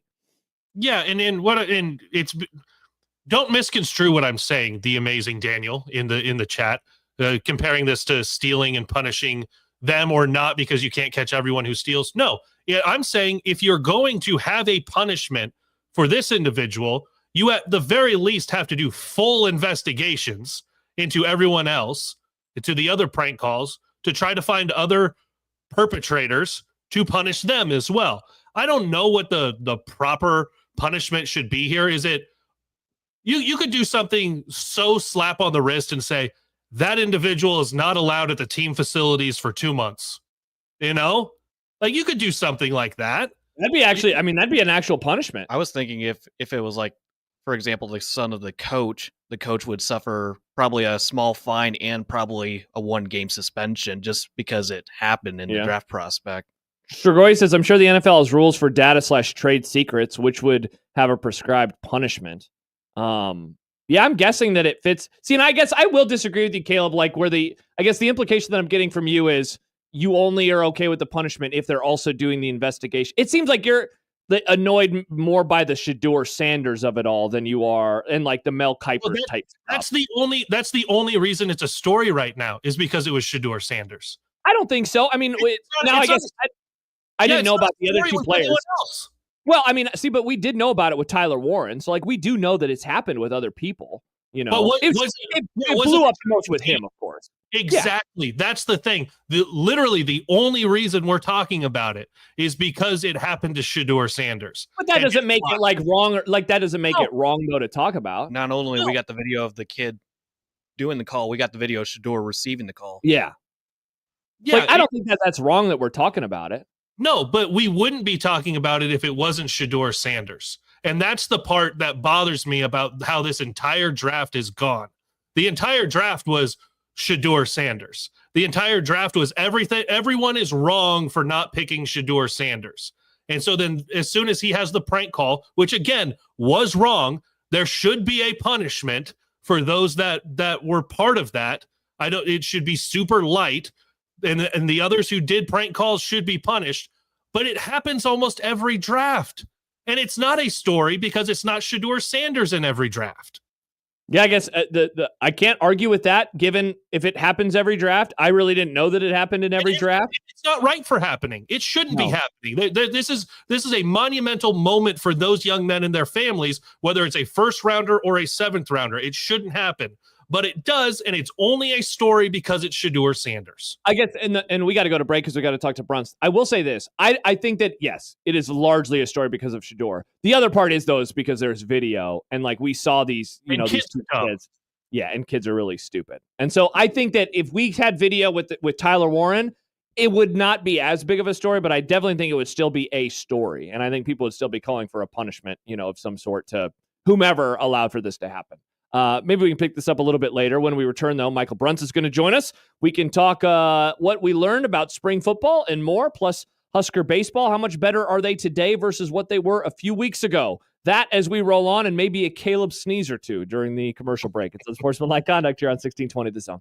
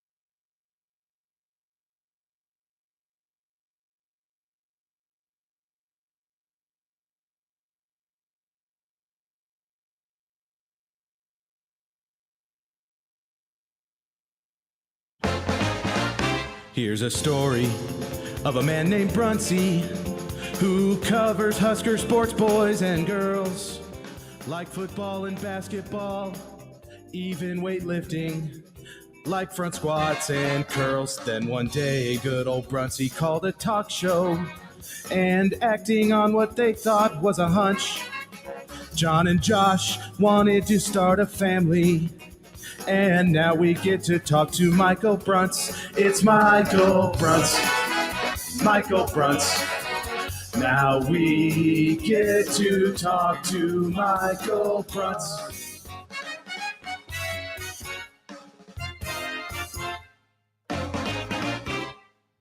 Michael Bruntz joins us each and every Tuesday at this time, and we talk about a variety of things with him each and every week. Hello, Bruntz.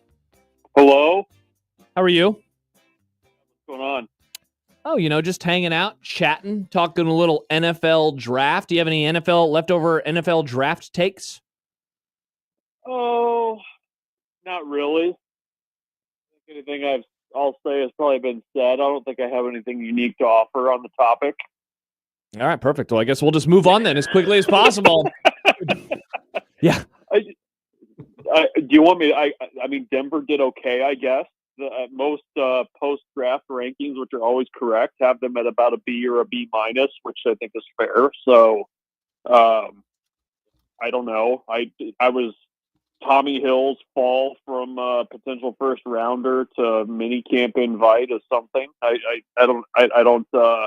That's about as deep as I can go there. All right, no worries. Those are some fine takes. I don't even think we've mentioned Tommy Hill on the show the last couple of days, so that's a very good observation by you.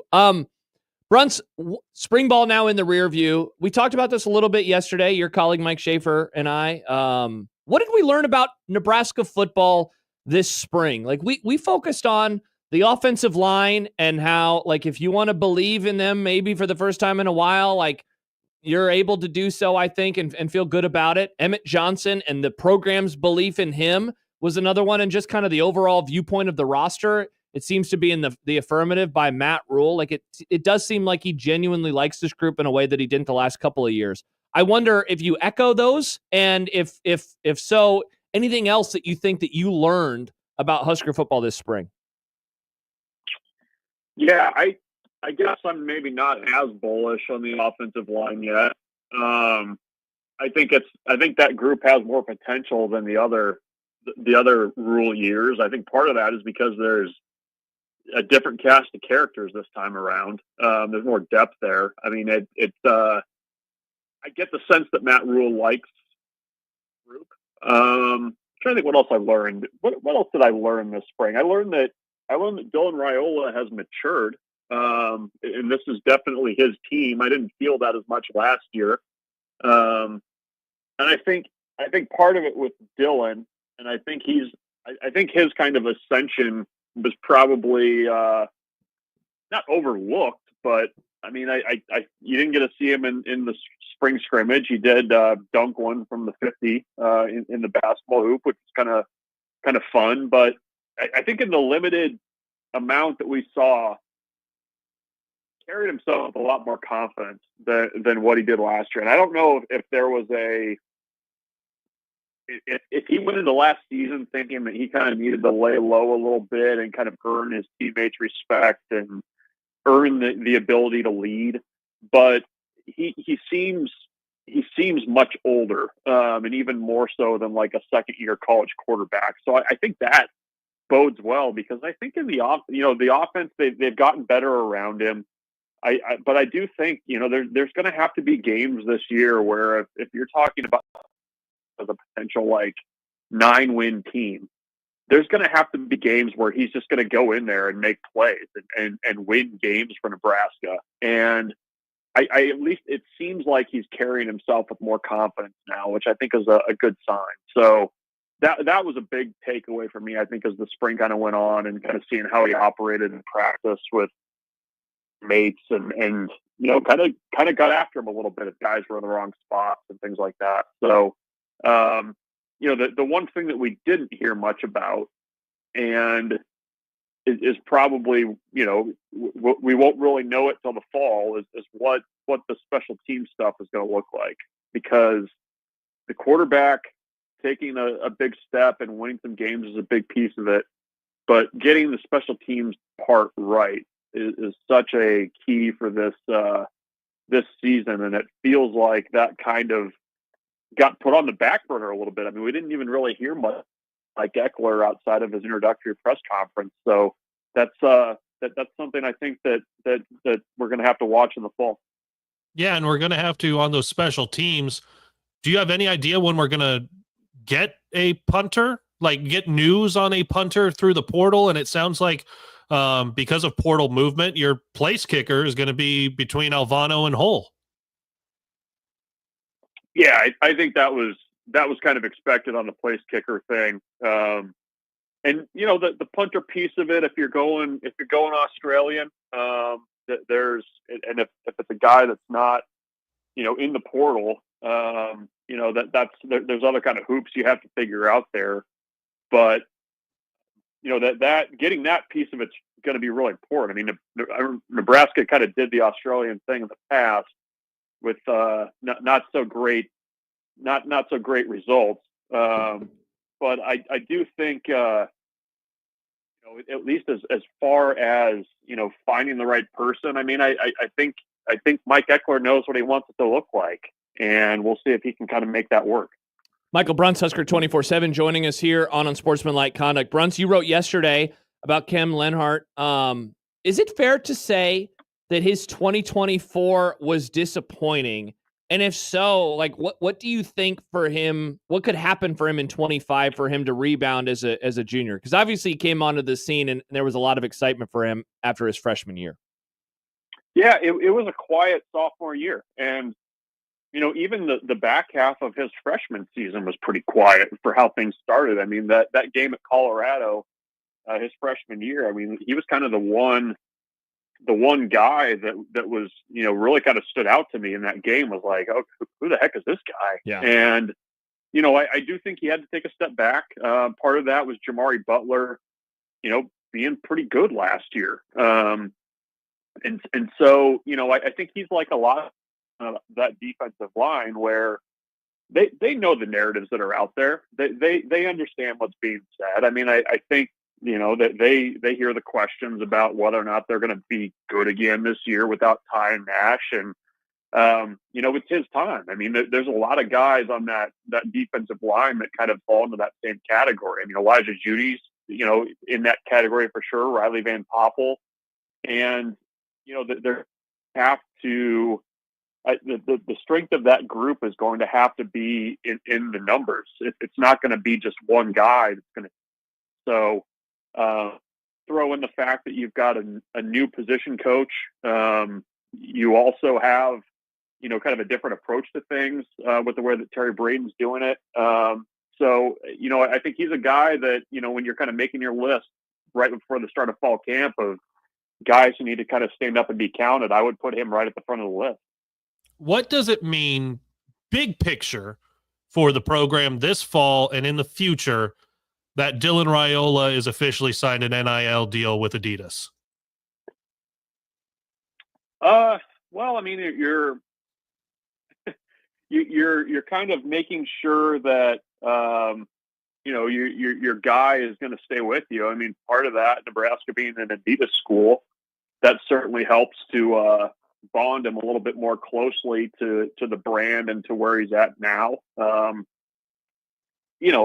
for as much as he was kind of in the public, public facing type roles at Nebraska last year. I mean, this is kind of a different step for him. So I don't know. I mean, I think if he's able to kind of, come out and play well as a sophomore and you've kind of got the cool factor behind it and Nebraska can say, look, if you're a good quarterback and you play well, these are the kinds of things that, you can expect to do here. I mean, that's a potential recruiting tool for high school quarterbacks or guys out of the portal. So it's not a small thing. I mean, especially when it gets to be portal time and guys are looking for different spots and where to go. I mean, if you can kind of dangle that out there in the future, that's a nice carrot to have when you're trying to find the next quarterback. Michael Bruntz joining us, Husker 24/7 Sports. Bruntz, Nebraska takes on Kansas State in a little over 2 hours in baseball. They're playing Minnesota this weekend as the calendar flips over to May before the series finale versus Creighton 1 week from tonight. Is this team better? Are they a better baseball team than they were 3 weeks ago? And if so, like, what do you think has happened? All right, maybe they're obviously better. How much better are they versus what they were 3 weeks ago? Yeah, I don't know. Like, it's a tough team to wrap your arms around because look at the way the season's played out. Like, they haven't gone on like a long winning streak. They haven't really had like a long losing streak. It's, at times felt like a team that's been kind of stuck in neutral a little bit. And that's been the problem, is just when you kind of felt like, okay, things are going to start rolling the right direction, they haven't done that. And this is the chance for Nebraska over these last 3 weeks to kind of get something going. I mean, it's almost a little bit like last year where, the weather starts turning warm, the offense is hitting over 300 in its last 10 games. You're getting some guys hitting for power now. And, the last 3 conference series are definitely, matchups where Nebraska's offense can kind of carry things. And I think they're going to have to a little bit. I mean, this is a team that I think at the start of the year, they felt like if the offense played to its potential, they would be able to score some runs and just kind of outslug some teams. And you're finally starting to see that happen a little bit. And tonight's an opportunity to maybe brush up the RPI a little bit, but there's still work to do to make sure that you get to the tournament in Omaha. But certainly scoring 21 runs in the finale at Maryland helps the confidence, but the offense has to continue to show up, I think, for this team to really get rolling. Minnesota, Michigan, and Purdue are the 3 series remaining. Is there 9 games total between those? Is there a magic number that gets Nebraska to Omaha with the now expanded 12-team Big Ten tournament? Yeah, I don't know. I mean, it's so tough because of actually the teams that are kind of in Nebraska's neighborhood, and they're in a four-way tie for 10th place in the league. A little bit better idea kind of how things shake out after this weekend. But I mean, you look at the teams that are left. Minnesota has kind of struggled as Big Ten play has gotten going, even though they've got I think they beat Arizona State in a 3-game series earlier this year. But let's say you go 7-2 over that stretch, you'd feel pretty darn good about that. Michigan's going to be tough to sweep at home.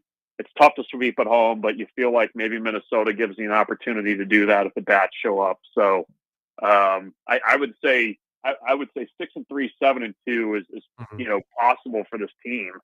And if you do that, and with kind of the matchups left for everybody else, I mean, I think you'd feel pretty confident about getting into the tournament with that number. Michael Bruntz, Husker 24/7 Sports, joins us each and every Tuesday at this time. Bruntsy, we will let you get back to poring over all of the draft information. Thank you for your time. Thanks, guys. See you later. Later. That is Michael Bruntz joining us as he does each and every Tuesday. The comments continue to come in about Kaleb's hat. Chance writes, Kaleb needs a bigger hat each time and to get further and further from the camera until he's chilling next to his dog on the bed. Now, you said it a few minutes ago. It seems like this hat size is peak hat size that you own, but who knows what the next commercial break is going to bring. I don't, my daughter's not riding a bike yet, so I can't go get like a helmet out of the garage or anything like that. We're not quite to that level yet. So we'll continue to keep an eye on what Kaleb is wearing over the course of the show today. We didn't have time for it with Bruntz, but we can get into it next. Husker expectations. We, as always, after the spring, we put out a poll question on expectations for Nebraska's record in 2025. We always love doing this. It's such a fun snapshot, and the results a little different, just a little bit, than what we saw back at the end of the year in 24 into the first part of January. So we will talk about that when we return, and I guess a few questions that I have on things that maybe have surprised me. Steve Sipple still to join us. The hot take market still to come in the 4 o'clock hour as well, and more as we roll on. Josh Peterson, Kaleb Henry, Joey Colbert with you. It's Unsportsmanlike Conduct on this Tuesday, 1620 The Zone.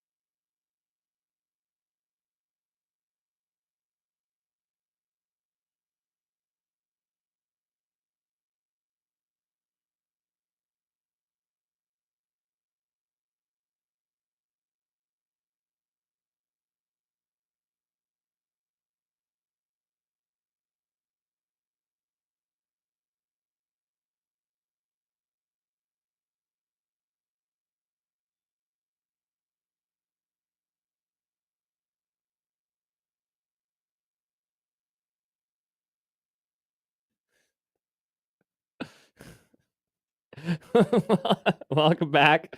Josh Peterson, Caleb Henry, and his dog, along with Joey Colbert. What is your dog's name? I don't think I asked earlier. Which one? Oh, I guess the dog that was just on your lap. Oh, that's there's a dog on your bed behind you too.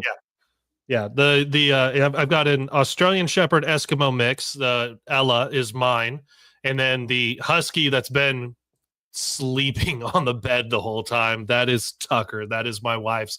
That's actually how we met. Was our dogs. Walking dogs. The leashes got tangled, and No way. That's like a movie. I asked for her number so that our dogs can get together and play. Wow, smooth. Who asked for the number? You did or she did? I did, and she will still tell you to this day. She goes, "I thought you just wanted the number so that Ella and Tucker could play," and I was like, "Yeah, sure." That's what you wanted. And look, here they are living together all these years later. Wow. Hollywood, there's your idea. That is, I mean, the fact that it happened like that, Caleb, that is like legitimately a movie prompt. Like, that's pretty good. Yeah, and so the place that I was living, and I had Ella was maybe like 3 months old, and she would walk by with her dog, and the guys I was living with, we called her Husky Girl, and she hates that. And like, we didn't know your name. You walked a husky. You were Husky Girl. Like, you weren't a Husky Girl. You were Husky Girl. And so like, I knew that she was out walking. So I was like, Ella, get over here. We're going for a walk. Wow. So it was like partially manufactured, but like it worked out. Yeah. How long ago was this now? Oh, this would have been like 2017. Wow. Shout out to dogs, man. Everyone always says that about relationships, right? Like, hey, you want to get in a relationship? If you have a dog, maybe people will see that you're not a complete freakazoid. So exactly. Shout out to you, Caleb, for not being a complete freakazoid. Though, judging by your hats today, you would not know that. So maybe we will call you a freakazoid as we roll on. We still have Steve Sipple coming up in just under an hour. We can talk about a variety of things with him. But I did want to dive in, Caleb, as we're now a couple days into phase 2 of the it's not quarterly, even though it kind of feels like it, right? Because John and I do this poll question at the end of the season. And so for the first time in many years, that was actually at the end of December. It dipped on into January a little bit. And now we'll do it here, and then we'll do it in another 3 months, but then we'll do it a month later. So that's why it's not quarterly, but we do it 4 times. So it feels quarterly, where we ask people, hey, what is your expectation for Nebraska football in the upcoming season? And when we put it out a couple of months ago, at the end of the year, as I mentioned a few minutes ago, as always, it's been the same records that we have had in there. I believe, Caleb, since 2021 was when we first started doing this. Mm-hmm. And so what will Nebraska's regular season record be in 2025? 3-9 or worse, first option. 4-8 or 5-7 is the second option. And then you get to bowl eligibility option. 6-6 or 7-5 is the third. And 8-4 or better is the final option. And again, it's been the same way now this is the 5th year in a row that we have done it to this capacity. When we put it out at the end of 24 into the first part of 25, 57.6% of our audience voted 8-4 or better. 37.3% voted 6-6 or 7-5. So, I mean, right there, you add those numbers and you're looking at 95% bowl eligibility, if not better. 3.7, 4-8 or 5-7, 1.5%, 3-9 or worse. Now, I mentioned it's a little bit different. It's not that much different. 6-6 or 7-5 has actually picked up a few percentage points. It's now sitting at 40.1%. But the other ones, Caleb, that picked up, or the other one rather that picked up a little bit of negativity was 3-9 or worse, which doubled from 1.5% to 3%.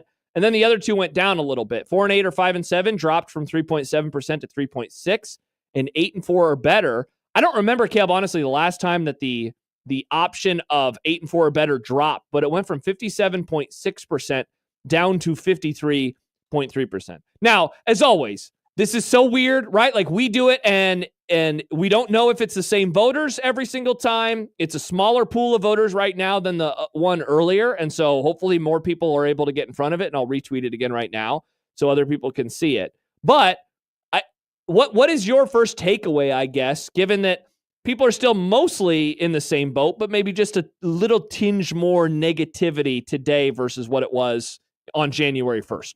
Yeah, I'm intrigued by like where the movement is, and it's not that many. It's 300-ish total votes different, you know. Yes. So like it's not a large range when you're looking at votes that go over 1,000 total.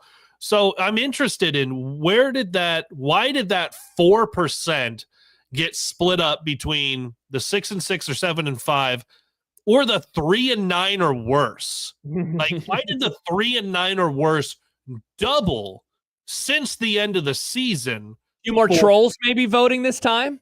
Maybe, like, for the general voter, you just got done with the season, and here might be what it is you guys did it right at the end, right after the Pinstripe Bowl, you know? So like there's a feeling of success. Things are going right for your program. Doing it now, getting it going just yesterday, right after the Husker games, which seemed like they were great for the players and the coaches, but it's the phrase I kept hearing from people was it's a tough hang for fans that were there, like trying to find all the ways for it to feel at all like a spring game or a football experience, and not just you're watching a bunch of dudes hang out and eat wings and try to pump weights and pull a tractor and those types of things. So maybe it's the feelings of the spring game tilting it a little bit more negative. Yeah, that's interesting. So let me throw this at you then, because I had forgotten when I looked at the results this morning. I actually had forgotten to check the results back in December, January, right? Phase 1. And so I just saw all the numbers kind of in their rawest form, and I was like, okay, you add those two together, and you're looking at 93%, 93.5% positivity, and you're looking at well over 50%, 8-4 or better. Nebraska's not had a record of 8-4 or better since 2016, right? So it's been almost a decade, which is crazy to say out loud. And so my first response when I saw it this morning was, it doesn't fit with how I have sensed the fan base to be in the months since the season ended. In that, like, I Kaleb, sense more negativity than these numbers show. Really? But I do. And so, okay, so I guess you disagree. And that could just be maybe what who we're hearing from. But I guess now that I think to the results and I look at the results, okay, the positivity level has dropped a little bit. That kind of fits with, I guess, the overall vibes. And look, as always, you have your own bubble, and the voters that we have on our show are going to be different than the voters that you're going to have on a video that you do on Husker Max, right? Like, it's just good, just because it's going to be different people. And there's always going to be overlap in terms of audience, but my show is different from Apper's show, which is different than the morning show. And so you would have different voters over the course of that. It's a huge fan base. There are, however many millions of fans that are Nebraska fans. You could pull 1,000 people randomly and you could have numbers all over the place. But I have sensed it's not negativity, but maybe not the raw optimism that this shows at this moment in time. So in a way, even though it's still 90% positivity, it being just quote unquote a little bit worse maybe fits with how I have viewed the fan base over the course of the last few months. Yeah, I mean, outside of, here's where I hear like the negativity on things is the roster limits, is the NIL dollars, is the where's the rev share. It's all of these things that are kind of outside of what the play on the field is. But sure, it's like the tangential stuff to college football, right? Yeah, whenever I've been around people and the vibes that I've gotten from them about what are your expectations for the season, it's always in that 8-4 plus range. Like there's so much in that. So for that number to be over 50%, that absolutely for me tracks still where the vibes that I've been getting and I've been hearing from people. Interesting. A couple of responses coming in. Doc writes, maybe it's because Nebraska hasn't won more than 3 conference games, more than a couple times in the last decade. And so, yeah, for sure. And maybe those are the types of responses that do I put maybe a bit too much weight in them sometimes in this discussion? Yeah, absolutely. Like one guy being negative isn't going to match with the rest of the fan base. But I don't know. I there's like this part of me, Kaleb, that has not been able to completely wrap my arms around just the feeling surrounding the program. And I think what you just hit on maybe is an apt thing to focus on, and that is just the raw frustration that people have with either the state of college sports. I do think that the lack of a spring game, even though the first part of spring ball was not different at all in terms of how we were going to take things in, not having the thing at the end, I think has played a part in this for a while. And look, like maybe I'm just focused on all these goofy things in terms of like, why am I talking so much about a mindset? It's like, who cares, right? Who cares about a fan mindset? It's all going to be about the play on the field. But I guess I'm always just kind of thinking about this stuff, and I'm always armchairing kind of everything in the viewpoints. But I think you're right in that a lot of the ancillary stuff around college football today is playing a part in whatever the hell is, maybe however the hell the fan base feels at this moment in time. There was a spring game just a few years ago that was rained out, wasn't it? Was that like 2015? That was 2012. And so that was kind of the later stages of the Bo Pelini era. Okay. At the time, it was more than halfway done. So that spring was pretty much the exact same as this spring. Yeah. You know, and that team played for a conference championship. Yes, it did. Things did not go well in Indianapolis, but they played there and they were there, and you got. And then I had a very sad drive home. That's its own that season itself should be its own documentary. I don't need a full 30 for 30 on the 90s. Give me the 2012 season. Yeah, that would be one there. But that spring, I mean, for all intents and purposes, you had 14 practices where you got all of the information out. Maybe you got more information out of this spring because we were able to talk to at least a coach, if not multiple coaches and multiple players after almost every single practice they had this spring. We had 2 open practice segments that went about 20 to 30 minutes each. So you got a lot of raw video that was out there. You got a lot of takes in a very small window of what we were able to see for 14 practices. Like the overall difference between this spring and even last spring is not that great, other than here's that treat for the fans at the end. Yeah, that's the only difference. Yeah. So do you feel like, Kaleb, and part of this too is also the state of college football, like we just talked about, but in 2012, there were transfers, and there were transfers that came in and there were transfers that left. But for the most part, that roster, going into year, 8, 9, 10, 11, that was going into year 5 of Bo Pelini. You kind of knew what you had, right? For better and worse, with the whole staff, with the players. You felt like you knew the team. Taylor Martinez was entering his 3rd year as a starting quarterback. Amir Abdullah, Rex Burkhead were going to be in the backfield together. Kenny Bell was on the roster. A lot of dudes were on that team, right?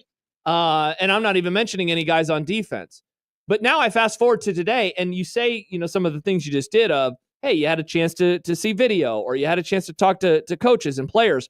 And yet, in a way, I feel like I know less about Nebraska football in 2025 than I did in 2012. But maybe it's not that I know less, but it's that I don't know the stories of the players themselves as much as I knew back then, because by 2012, Taylor Martinez was entering his 4th year in the program. All these guys, for the most part, were entering their insert year blank in the program, and it wasn't a lot of like, I don't know Dane Key. I have no opinion on him as a person, right? And I really don't have an opinion on him as a player beyond, hey, he put up some really good numbers at Kentucky. Let's see if he's able to do that at Nebraska. Like an Emmett Johnson in a way is like a throwback where it's like, wow, look at this guy going into year 3. What's going to happen to him? Can he make another jump? He made a jump in year 2. Could he do that again in year 3? And maybe that's what I'm bumping my head against, is just how different college football is today and how that shows itself in getting to know the personalities inside the sport. Well, that's one of the things that, I mean, and it's easy to be drawn to it as, say, for Nebraska volleyball fans, because that program is consistently winning, but your players are going to be there for 4 and 5 years. Yeah, you had a transfer with Merritt Beeson had come in, and you have Taylor Landfair, who's still there right now, coming back for another year. But you got 4 years of Lexi Rodriguez. You got multiple years of Allie Batenhorst before she even transferred, and she's still beloved when she comes back for like the spring match on Saturday. You get all of these things. You're going into year 3 of Bergen Riley and Harper Murray and Andy Jackson. You do all of those things. It's like, well, okay, it's really easy to know their stories and be super attracted to what is this team and why do I love this team? Football, because you're always so far away and they've got the helmets and you don't get to know a lot of the personal stories. That's why some like members of the media, I think, are so undervalued in what they do, like Amy Just, who tells a lot of those personal stories. Yeah. But when you have guys who maybe you get a personal story, but then they hit the transfer portal. And it might be right now because of the 105, or it might be because they got lured in and there's a better opportunity somewhere else. So much of that is just the state of college football right now. And it's unfortunate because there are a lot of great stories. Like there are like Elijah Judy got married, like during this spring, and out of nowhere, we're like, wait a minute. He just told us he had his fiance, and then like that weekend, Matt Rule was at his wedding, and he talked about his kid Coda, and like there are some really good personal human stories on this team, but guys just aren't around long enough for us to like get to know them. And Caleb, remember, not to interrupt, but like remember last year when something happened with James Williams, and it's like, man, he's got a story to tell. He was a story we loved in the fall. Yeah, what is the story? What's the story to tell? And we just never got the story, even though everyone within the program is like, yeah, and he has a great story. And so sometimes it's maybe the university itself saying, hey, we're gonna keep this stuff in house. Other times it's like you just mentioned, there's just not enough time, and the players aren't going to be there long enough. But and now this is day 2 in a row, I feel like, where myself and the co-host, and yesterday it was Shafe, today it's you, are kind of doing a little like, hey, remember the old days? But I've just thought about that type of stuff a lot in terms of why does this spring seem different to me? And maybe it's not that different, but it seems like we're kind of cracking something here in terms of why it has a different vibe or a different perspective. And look, as always, maybe the answer is just people are sick and tired of hearing these types of things, and they're just wanting to see the games on the field. They want results. Yeah, and that you didn't have the carrot at the end of the stick, and that is a spring game. I do think that played a part in everything, for big and small. I definitely do think that that's the case. I think for you, there might be a small difference in this year, is that you were gone for several days. Like you were focused, obviously, on going to Boston. Like there was a focus outside of what was happening in the nitty gritty with football, and that's not to take away, obviously, for you and like who you hear stuff from, but like you were gone for multiple days that we had one-on-one time with coaches and players. Yeah, that's true. Like that could, I mean, maybe it's decimal points, if anything, but that could play a part into it as well, as who's paying attention right now in a different way in 2025 than they were in 2021 or 2012. Yeah, it's a really good point. So you can go vote now at USC 1620. We will have this poll question open for a few more days, actually all the way till next Monday. It went up yesterday at 7:40 a.m., so plenty of time to vote. We're nearing 1,000, and the more votes, the better, just because we would love as wide of a swath as possible in terms of what the Husker audience is expecting from the team in 2025. All right, when we return, Caleb will probably have a new hat on. We'll see if he is somehow all the way back against the wall for the next segment, and we will get into the hot take market, the super hot take market. When we return, still Steve Sipple to come later on as well, and many more things as this Tuesday continues on. A gorgeous afternoon here on 1620 The Zone.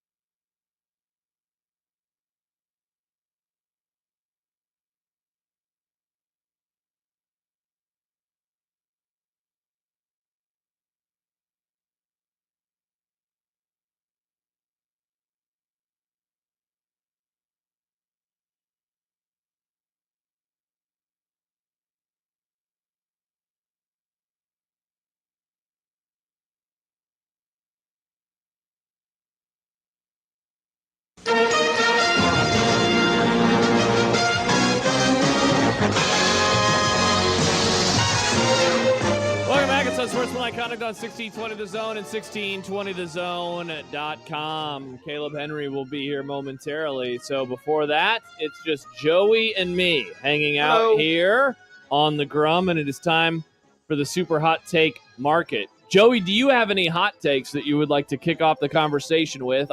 I'm springing this on you, so if the answer is no, it's not that big of a deal. Well, I got something related to the NBA. Okay, perfect. People say the Lakers are done. Yeah? They're not done yet. They still got to win 3 games. Yeah? And there's the possibility of wanting them to match up with the Warriors in the second round. You're saying the NBA might put the thumb on the scale, maybe have the referees call some fouls on the T-Wolves tomorrow? I'll check tomorrow morning at 8 o'clock when I have a chance. That's when they'll release the officiating assignments.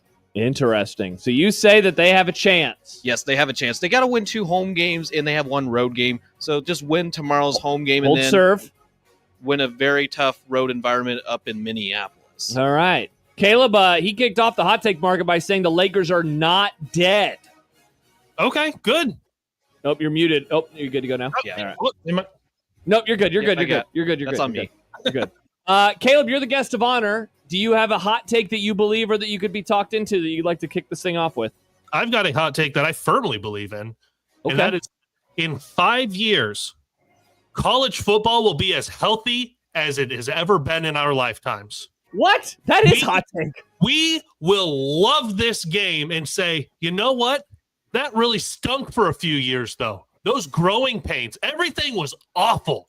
It all got introduced at the same time as you had COVID. So you had an extra COVID year, and then free transfers everywhere, and then NIL, and then JUCO players get all these extra years. And guess what? NAIA guides as well.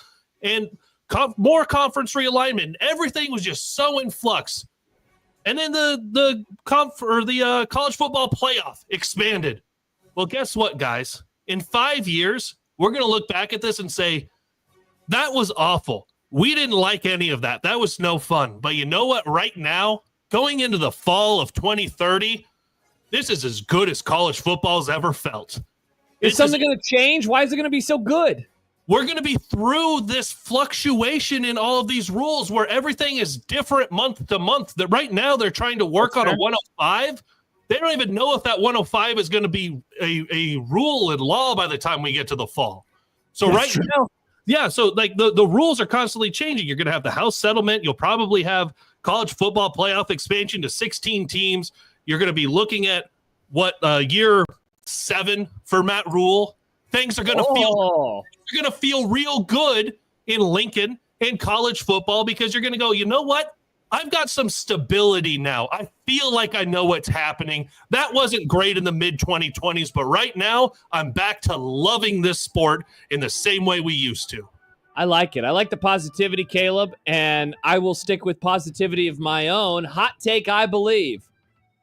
And I apologize to any who are triggered by more NBA conversation. We are about to embark on the greatest second round in the history of the NBA playoffs. Ooh. You know, I can agree. Joey is nodding his head. Think about the 1 versus 8 matchups that thankfully are in the rearview mirror. Cleveland absolutely mauls Miami. In the West, Oklahoma City, what was it? They won game 1 by a record amount of points or whatever it was for a game 1. About close to the same margin as last night's Heat and Cavs game. Absolute gross crap. Meanwhile, then, you have all of these other excellent matchups. Assuming the Warriors close out the Rockets, which I think they will, and even if the Lakers don't come back versus the T-Wolves, you got old guard Warriors versus new guard Timberwolves. And we saw what happened last year with the Timberwolves as they broke through versus the Nuggets. Speaking of the Nuggets, no matter what happens in that series, you're going to have Jokic versus SGA, so you'll have some MVP conversation, or you'll have this Clippers team that is a bit older, but it's never broken through, even though people have been expecting them to ever since they got Kawhi Leonard back in 2019. They're the healthiest at this time. They are. They've never been this healthy. Meanwhile, on the other side of things, maybe not as sexy. I mean, certainly Cavs-Pacers isn't going to be a sexy matchup. It's going to be fun, though. But it's going to be fun. And then most likely you're looking at Celtics-Knicks, and that's a old-school matchup. That's going to be a headache for me. Cities that hate each other, and Joey is going to be miserable. So I think it has a combination, Kaleb, of you got big markets, small markets, superstars, young players, old players, I think it's going to be the greatest second round of all time. And even NBA haters might say, you know what, I'm going to go home and watch this doubleheader on TNT tonight. Guess what? I might start watching the NBA for the first time this season. There you go. Coming soon, a weekly Caleb Henry NBA column on HuskerMax.com. Maybe not. I bet a lot of people would read it, Caleb. Do you have another hot take for us? A hot take I could be talked into. Shedeur Sanders is going to start more games for the Browns than any other quarterback. Wow. Woo. Because who's he up against? 5'2" Dylan Gabriel. Congratulations, you got him 2 rounds earlier, but he's not gonna lose that job in the long term to him. Flacco, geriatric Joe. Are you kidding me? He's just around there to give a little bit of advice. Deshaun Watson's career is done. And yeah, they signed Kenny Pickett, but he's been god-awful this whole time. It's Shedeur Sanders in Cleveland, just like they thought it would be ahead of the draft, before the prank calls, before the slide. Shedeur Sanders is going to start more games this fall for the Browns than any other quarterback. I could absolutely believe that happening. Okay, so a couple things, and I say this as a compliment, Caleb, so please take it that way. But Geriatric Joe definitely sounds Trumpy. Geriatric Joe starting for the Browns. He's too old a quarterback. Too long. Yeah. Also, this is odd because the hot take I could be tucked into also involves Shedeur Sanders, and I think we're pretty much on the same wavelength. His chances of success in the NFL have actually improved since 1 week ago today for a variety of reasons. But I think the biggest one is if I'm him, I am using what happened on Thursday and then Friday into Saturday as a wake-up call.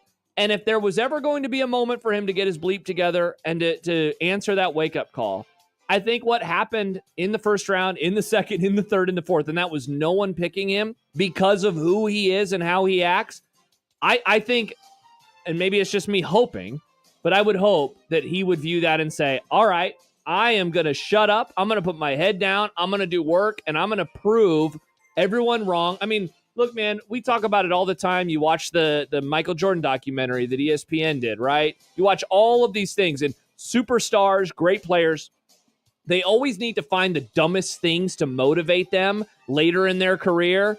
But, man, this is perfect for him because it's happening as he goes into the NFL. Like Tom Brady used being a sixth-round pick forever. He was a sixth-round pick, but, like, there was no expectation of anything otherwise going into that draft. For Sanders, I mean, maybe he did think that he was going to get picked in the top 5, and he ended up going to a team that a lot of people thought he was going to go to anyway. So I could very much be talked into this is actually going to be viewed as a net positive for him, even in the moment if it was one of the more miserable moments of his life. Right. And I think because of the situation with Cleveland, you could talk NFL schedules. They're going to end up with some dumb Sunday night or Monday night games that they otherwise wouldn't have had this situation not developed. Yeah, do you think that, Joey? You think the Browns are going to end up with maybe a couple extra primetime games, even though they stink, just in case? No accommodations. I only got one primetime game. Thursday night game? No, it's a Monday night late in the season. It's a crummy one at the very end. Really? I think it's against the Jets. Yeah, second to last week. So the schedule comes out in 2 weeks? Yes, 2 weeks from today. 2 weeks from today. Like, we don't know if Shedeur is going to be the starter, right? Like, now. Yeah, but no I wonder if you could guarantee the NFL today, hey, we know that Shedeur is going to start game 1. I wonder what they would do. I wonder what they would do with the Browns. Or maybe not even week 1, but would they dare put him on Thursday night, Amazon, in week 3 or 4 against the Steelers? I explored the option on my schedule prediction. And, for example, there's a game where they're going to play the Tennessee Titans against Cam Ward. I explored the possibility of adjusting that schedule, but there's other games conflicting that, and that might spark interest over that game. Yeah. So you just never know. We'll have to wait and see how things go in the training camps. So there you go. That is the hot take market. What was that, Caleb? He's going to get eyeballs. Oh, yeah. Yeah. A couple comments. Yeah, Dwayne says the Browns will be the most interesting team to watch in the preseason. Mustache Adam, get me the Browns on Hard Knocks, but it's just about the quarterback room.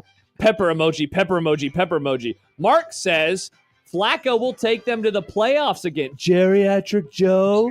Geriatric Joe's going to take him to the playoffs? The old man Joe. I don't know if I buy that. Creepy Joe. I don't know if I buy that. That is the hot take market. Okay, before we go to break, I saw this. Speaking of drafts, this came from Jonathan Givney, who is and again, I apologize to the haters and losers out there, the NBA draft. He covers the NBA draft for ESPN, founder of Draft Express. But how about this? Only 106 players entered the 2025 NBA draft per the NBA. That is the lowest number of entries, early entries, since 2015. And it's down from a peak of 363 players in 2021. And you'll remember the 2021 draft is the last draft of the pre-NIL era, as Givney adds incredible boon for college basketball to retain so much talent. We've seen this in college football as well. And Kaleb, I guess it kind of fits with what you mentioned a few minutes ago in your hot take that college football is going to be awesome and perfect almost in 5 years. I know that NIL and free movement and all that stuff annoys people. I'm with you, though. I think that we are in the growing pain stage, and then eventually whatever happens is going to get locked into place to some degree, and things will be a bit more normal.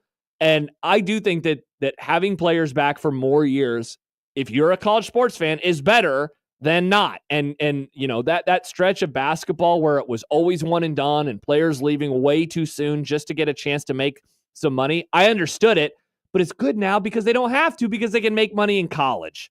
As Duncan says, college pays well enough now. So I find that stuff really interesting. Well, and if you're looking at, because now there's a lower number of people that are going to the draft. It's not that all of them are going to get drafted, but it's a lower number. I think you can get better evaluations about, hey, you might be a late first rounder, you might be a second rounder. Okay, well, if that's where I'm at, then I'm just going to come back for another year and make $2 million to play in this college game. And so, yeah, you're not going to get to your second pro contract, which regardless of the sport, getting to your second contract, that's where you make the real money. No, I think it's good for college basketball. And it's just a snapshot of saying this is how many people went to the NBA draft. But just in that snapshot, it's good for college basketball to know how many guys that you'll see playing next year are draft eligible, could have gone, and likely would have been taken in the second round, if not late first, but they came back because of the current status of college sports, because of name, image, likeness, and they're going to get better, and that's going to give them a better valuation a year from now when they're probably testing the draft waters again. Yeah, and they're going to get that bag too. So it's in theory a win-win for all folks. All right, when we return, dealer's choice. I have like 4 or 5 things, and I'm going to offer them to Kaleb, and he is going to tell us what we will discuss. So we will do that. Josh Peterson's versus a gorilla. We will. That is coming up in content later today for those who are. And I myself do not know what the hell is going on. So hopefully Kaleb can help us out there. If not, maybe it will be young Joey. So we'll have that. Also, Steve Sipple will join us and more as we continue on. Josh Peterson, Kaleb Henry, Joey Colbert with you. It is Unsportsmanlike Conduct here on 1620 The Zone.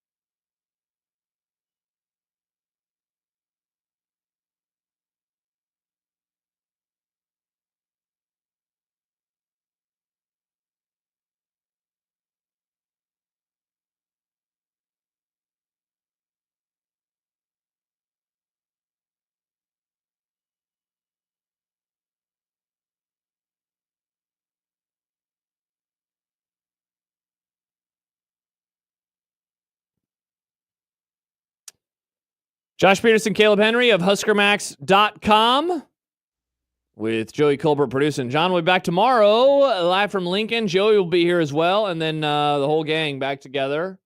Some of us in Omaha, some of us in Lincoln on Thursday.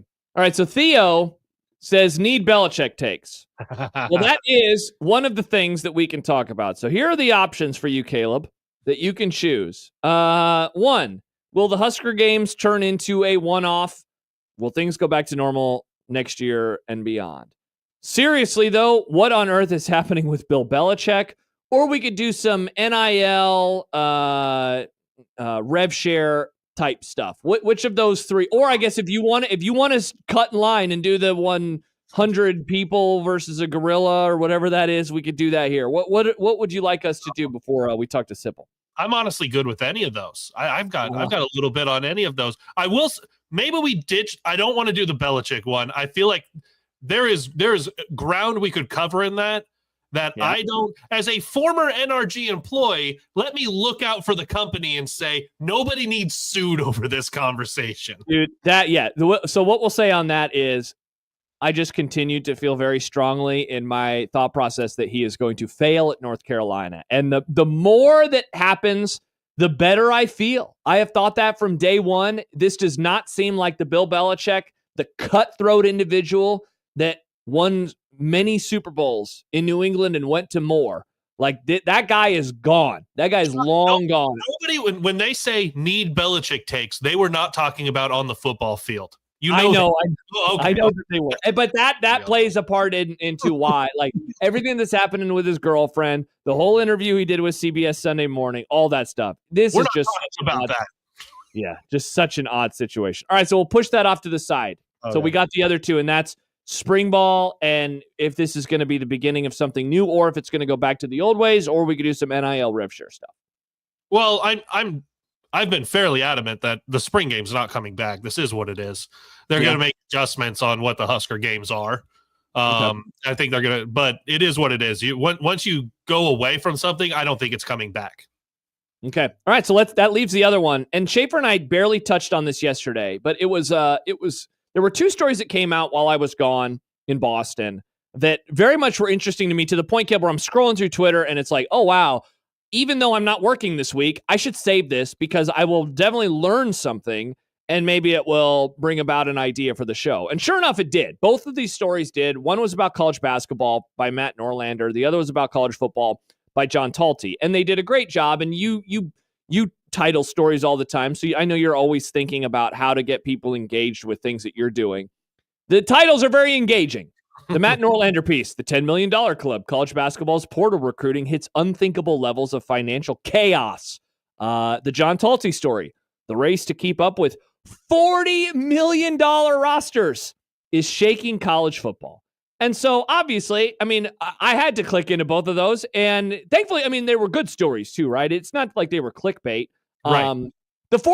I will say this, the $40 million number it was more of that was a quote from Signetti early in the story. And so that is not like anything that is, I don't think, at least, Caleb, happening. I'll read the quote real fast. This was from Kurt Signetti, Indiana coach. He told Talty, this is an unprecedented couple of days, weeks, where everybody's waiting on this rev share. And the 5 or 6 out there that have unlimited NIL resources, it's kind of scary for everybody else. I think our little pot of gold is pretty nice, but we're not at $40 million or $30 million or even $25 million. It's like, he's not saying anybody else is. He's just saying we as Indiana are not at that number. So I would like that was the one part where I was like, okay, but nobody, at least there's not any reporting in this piece yet that anybody is at that $40 million number, right? Okay. But nobody yet. But if you get that House settlement approved, codified, pushed through, all of that stuff, you will have multiple $40 million rosters this fall. You think so? Because they already have a roster that's 25 to 30 million with NIL. Then they are going to add 50, like you're going to find people to pay with your look at Nebraska, right? They're going to be at 15 to 6. So Nebraska will be at 15 to 16 million. So your point is basically once you're there, then you just need to add another 25 million in NIL and then you hit 40. Correct. So that number, like, it's going to increasingly look ridiculous right now. So when you're looking at Ohio State and all the talk last year, they had a $20 million roster.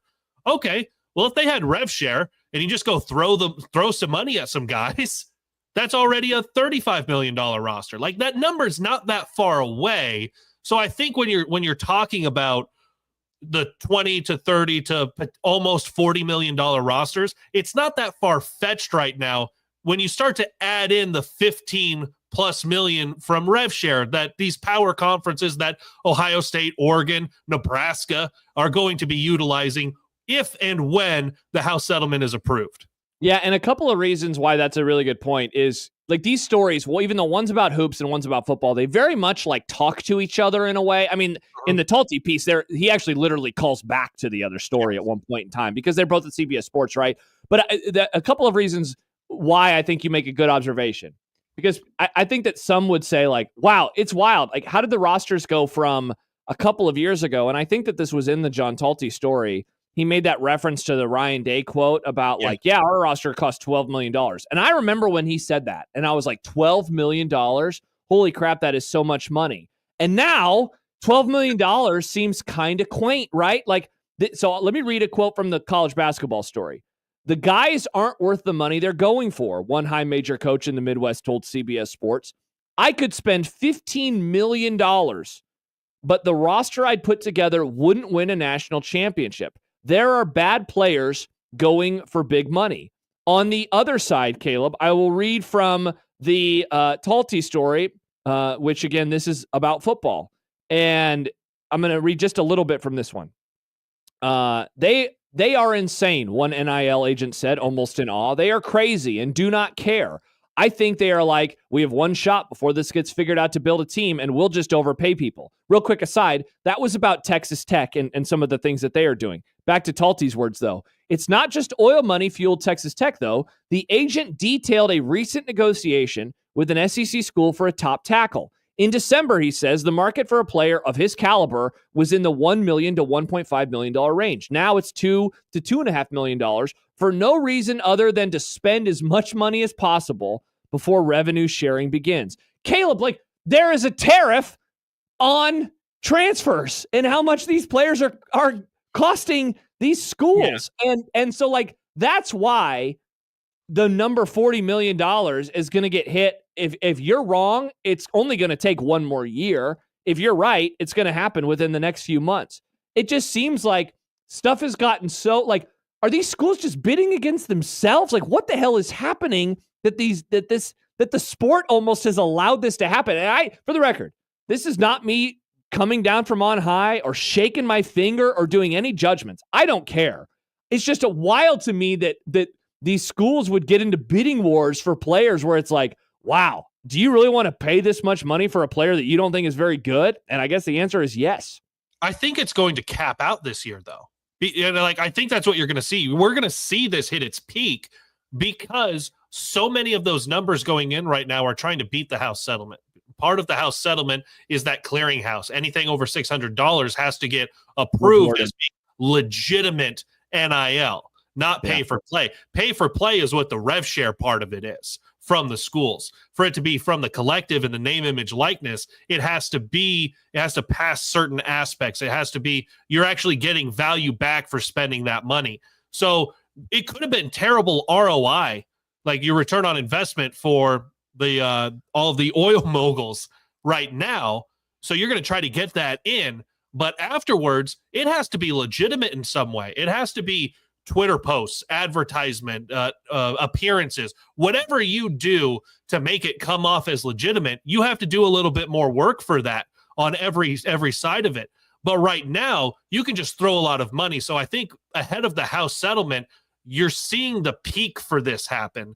Once it gets into next year, you might be around those same levels because you may have had multi-year deals with some guys, but it's going to taper off. I don't think we're going to see $40 million rosters on the regular going forward unless something changes with the way you're able to contract and with the way you're able to negotiate the money.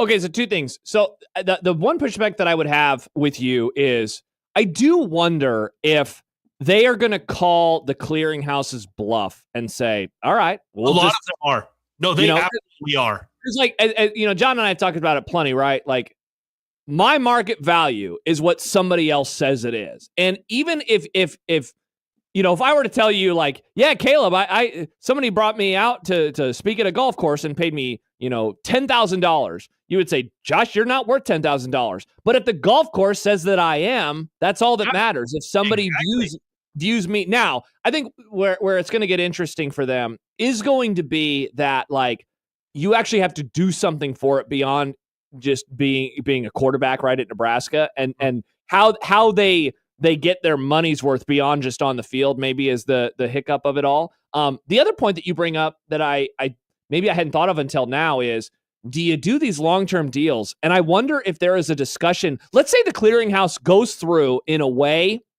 that the institutions want it to, and that really does curtail NIL to a point where it becomes normalized and it's what they originally intended. So are then players maybe a little afraid to transfer because they can't get those extra NIL dollars on the side like they used to, and thus you end up keeping some of them? Like, I wonder, as always with this stuff, there will be unintended consequences. I wonder what those unintended consequences are going to be. It's always that aspect of, okay, now, like when you had the first introduction of NIL, it was, this is what it's supposed to be. And then everyone went, okay, well, you're not actually safeguarding any of this. So NIL can be whatever we want it to be, not what it's supposed to be. So what after the House settlement, it's going to be what, like, you're saying what you want it to be, but this is what we're going to do until you actually punish somebody for it. Until somebody has the letter of the law brought down upon them and it survive a court appeal. Like when you see all of those things happen, you're just going to continue to do whatever you want. I agree with you there. Yeah. Michael tweets in, though I suspect institutions want NIL curtailed for everyone else, while they find ways around it individually. Yeah, that's the funny part too, right? Is all these coaches are like, yeah, we need to curtail this. We don't want this anymore. It's like, except for I really do like the benefit that it can give to me. Yeah, I want it for me. I don't want it for any of the rest of you. Yeah. So as always, really interesting reporting. These two stories again. The $10 million club, college basketball's portal recruiting hits unthinkable levels of financial chaos. That one was by Matt Norlander. The other one, John Talty of CBS Sports, both CBS Sports, by the way. The race to keep up with $40 million rosters is shaking college football. And in a way, they very much do talk to each other as we see all these universities. Yeah, really interesting stuff. Try to get the money in before potential rule changes come. And we're still waiting on that, even though we are now over 3 weeks removed from the men's national championship in basketball, which was supposed to be the day that a lot of stuff changed. When we return, Steve Sipple joins us. We will kick off the happy hour. We can talk about these things and more with him. Spring games, what he learned, and the offseason that now really kicks off in earnest. Less than 4 months to go. 4 months from yesterday, the opener versus Cincinnati. Hard to believe, and we'll find out what time it is and on what channel it is. No, Joey, near the end of May. You're speaking my language. Kickoff times and on what channels. All that and more with Steve Sipple next on 1620 The Zone.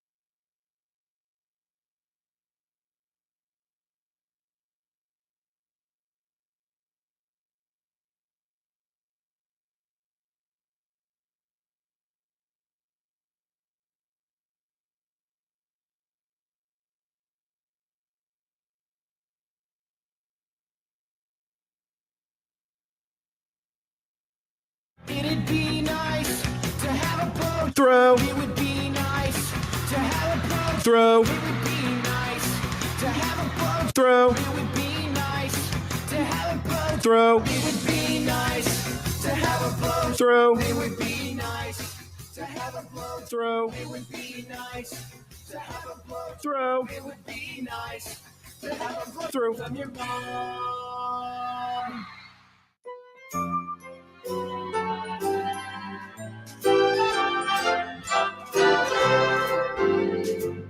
Sipple the snowflake is one old triggered soul with reading glasses sitting on his nose and takes that really blow. Sipple the snowflake deserves a mouthpiece to the face. He says LeBron's the GOAT and Steph will choke. Then he runs to his safe space. Hey, we gotta be careful here, he tells us when we speak. But when 10 games air in a day, he thinks that's too many. Oh, Sipple the snowflake says words like mature. He's a blogger now and an honor too, and also really old. And he joins us right now on the hotline. Steve Sipple, HuskerOnline.com on 3. Sip, what's up? How are you? Josh, how old are you? 36. Ooh, is that like your running prime? Oh, good question. I mean, I'm pretty much faster now than I was. I mean, definitely faster than I was a decade ago. So I'd say so. I think I'm still in my prime. I wonder if that is like the long runner's prime. I mean, I know somebody who qualified for the Olympic trials this year, and he's in his 40s. He's a runner in Omaha. So I think the 30s are a good age for that. Yeah. I think I still got some time. I hope I do. Well, congratulations. This is remarkable. And I'm not kidding. That's someone who used to remarkable. It's remarkable. So what were your miles? What were your average miles? It was 6:47, I think. Oh my God. That is really good. I mean, oh my God. I don't think, I hope people understand. Like, if you run an 8-minute mile, that's not that bad. And you did it for 26.2. Yeah. Yeah, that's really good. God, good job. Thank you, man. Thank you. It has been very weird to have so many people say congratulations. Like, I don't know how you do, Sip, with like compliments. I realize that it's not that I don't take them well. It's just it's flattering, but also like a little like, I don't know what to say other than thank you over and over, which is kind of what I've been doing now for a week. Well, you ran the Boston Marathon, and with that sort of pace, you must have you have a little speed then, right? Oh, yeah. Yeah. This was a weird training block because I was injured throughout much of it. But normally I'm trying to do, I'm running 100-meter sprints, a couple times a week. And then obviously doing some harder workouts where I'm doing 800s or 1000s or 1200s, whatever it is. Wow. Yeah. All right. So you're all recovered. What's your next big race? No idea. For the first time in years, I have nothing on my calendar right now. The one marathon I know I want to do is New York when I turn 40 in 3.5 years. So other than that, I have nothing on the calendar. All right. Well, good job. Thank you. No, you're getting a lot of kudos, but I think there's nothing wrong with that. No. Well, I appreciate that. Steve Sipple, Husker Online. Josh, enough of that sissy running stuff. I hit 2 doubles the other day. We're not talking about my speed. My slow pitch softball, I had 2 doubles. Are you kidding me? That's pretty good. You have some power. Sip, did you do anything? Did you do anything athletic recently? Did you? I know you didn't catch any punts on Saturday. Why didn't you go down and do that with Sean and the gang? You've seen me, both of you. I'm 58 years old. We're not having the conversations like this anymore. I don't hit doubles and softball. I don't run anymore. I couldn't run an 8-minute mile if my life depended on it right now. If I could. There was a time I could. When I was your age, I could. But yeah. No. I don't do nothing. So we just were talking, and I know you've been writing a lot about NIL and rev share and all that stuff. And there's sometimes, Sip, where I think, like, does the audience care anywhere near as much as we do? Because I find myself endlessly interested in this. But Kaleb and I were talking in the previous segment about a couple of stories that came out from CBS Sports over the last 1 or 2 weeks from Matt Norlander, and his was about college basketball and how $10 million for a roster is kind of the, you have to reach that number or you're going to stink now. And then the Talty story was about how when RevShare comes into existence, essentially we're going to be talking about $40 million rosters for the really, really good teams. Kaleb said something that he doesn't think because of the clearinghouse that we are going to see numbers maybe stay at that number consistently. Let me ask it to you this way. Is this sustainable, asking it of the fans? I think RevShare is going to be what it is, right? The good schools are going to figure out how they can afford it and how they can always pay that number. But what do you think about the fans and the donors and the 1890s of the world getting asked year after year after year, hey, we need $20 million if we're going to sustain this roster. We're going to need $25 million if we're going to sustain this roster. What do you think about those people? Well, I mean, there's variables in the discussion. If Nebraska would get on a roll, Josh. Yes. Kaleb, if they would, and now let's talk. Can we talk about football? Yes. Football? Yeah. Football. Yeah. Yeah. Say Nebraska got on a roll. I mean, a serious roll and got to the playoff. And oh God, they won 2 games, and now they're threatening to win it all. I just think the money would be abundant, especially right now after this prolonged drought. I think the enthusiasm would be enthusiasm would be remarkable, and there would be a surge of momentum, and I think you could capitalize financially on that. Obviously, come on.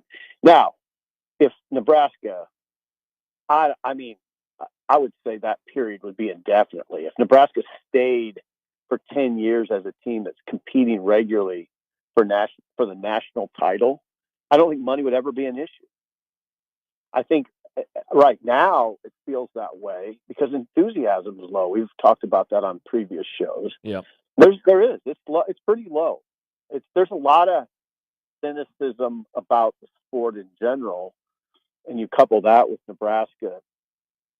They've been mediocre. So it maybe seems like it'd be limited here, but I can tell. Come on, if they got really good. We wouldn't be saying, I don't know if we can get $20 million. Yeah, it'd probably be fairly easy. So it's circumstantial largely. Now, on the other hand, the one I'm always interested in is Kansas basketball. Kansas basketball has been good. Mm-hmm. And no, they weren't this year. They're very disappointing.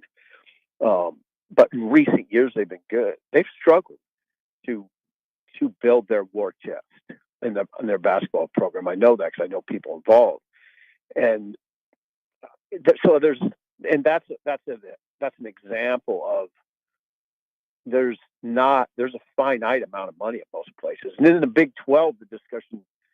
The last thing I'd say, I'm rambling, but the last thing I'd say is in the Big 12, it's a much different discussion. The schools, all those schools aren't going to have 20.5. They're not going to have the 20.5 rev share number. I hope people understand that. Not all schools can get to that allotment. Nebraska can, and all the Big 10 schools can, but not all schools can. Not all schools in the Big 12 will. Well, and in Florida, men's basketball, right after winning the national championship, they had their version of Matt Davison. Their version of 1890 was walking around all of the donors immediately after winning, like they're in the arena still, and saying, what do I need from you to run it back? And all of the donors said, I'll give you what you need. And that's why they're one of the teams that is going to have more than a $10 million, $15 million roster in basketball this next year. Right. Exactly, Kaleb. That's what I'm alluding to. And how pronounced would it be if Nebraska, in this scenario I paint where if Nebraska just surged, I mean, they got really good, as a football program again. It's hard for us to imagine, not as hard for me because I'm older, but I'm sure it's harder for younger people to even imagine Nebraska getting to where Ohio State is. Nebraska was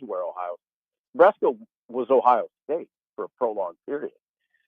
So I think that's the answer. And same with basketball too. If Fred would get it going, like Florida, there wouldn't be any money problems. Now, here's the thing. It takes money to make money. You know, we always say that. Everybody says that. It's true.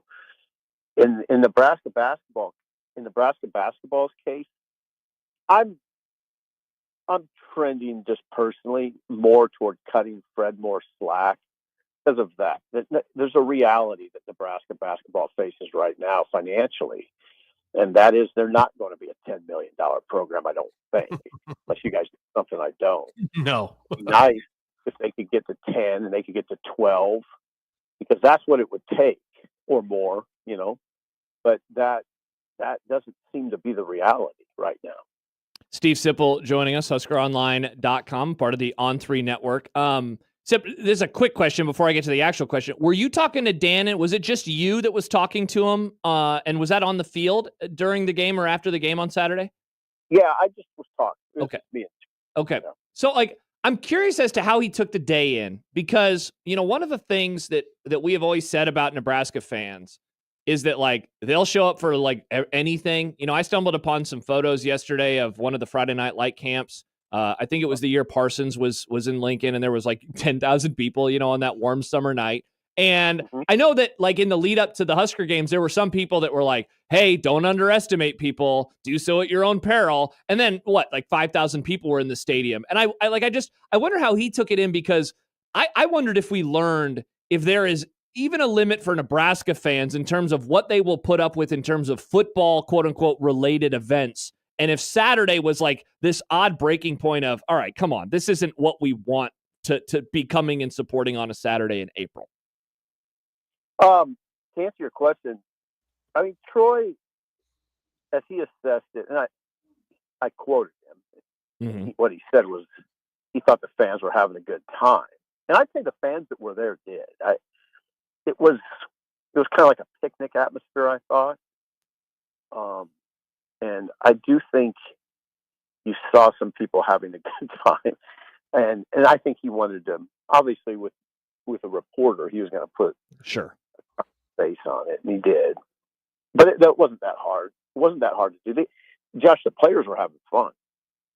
On the field, it was a kind of a nice scene.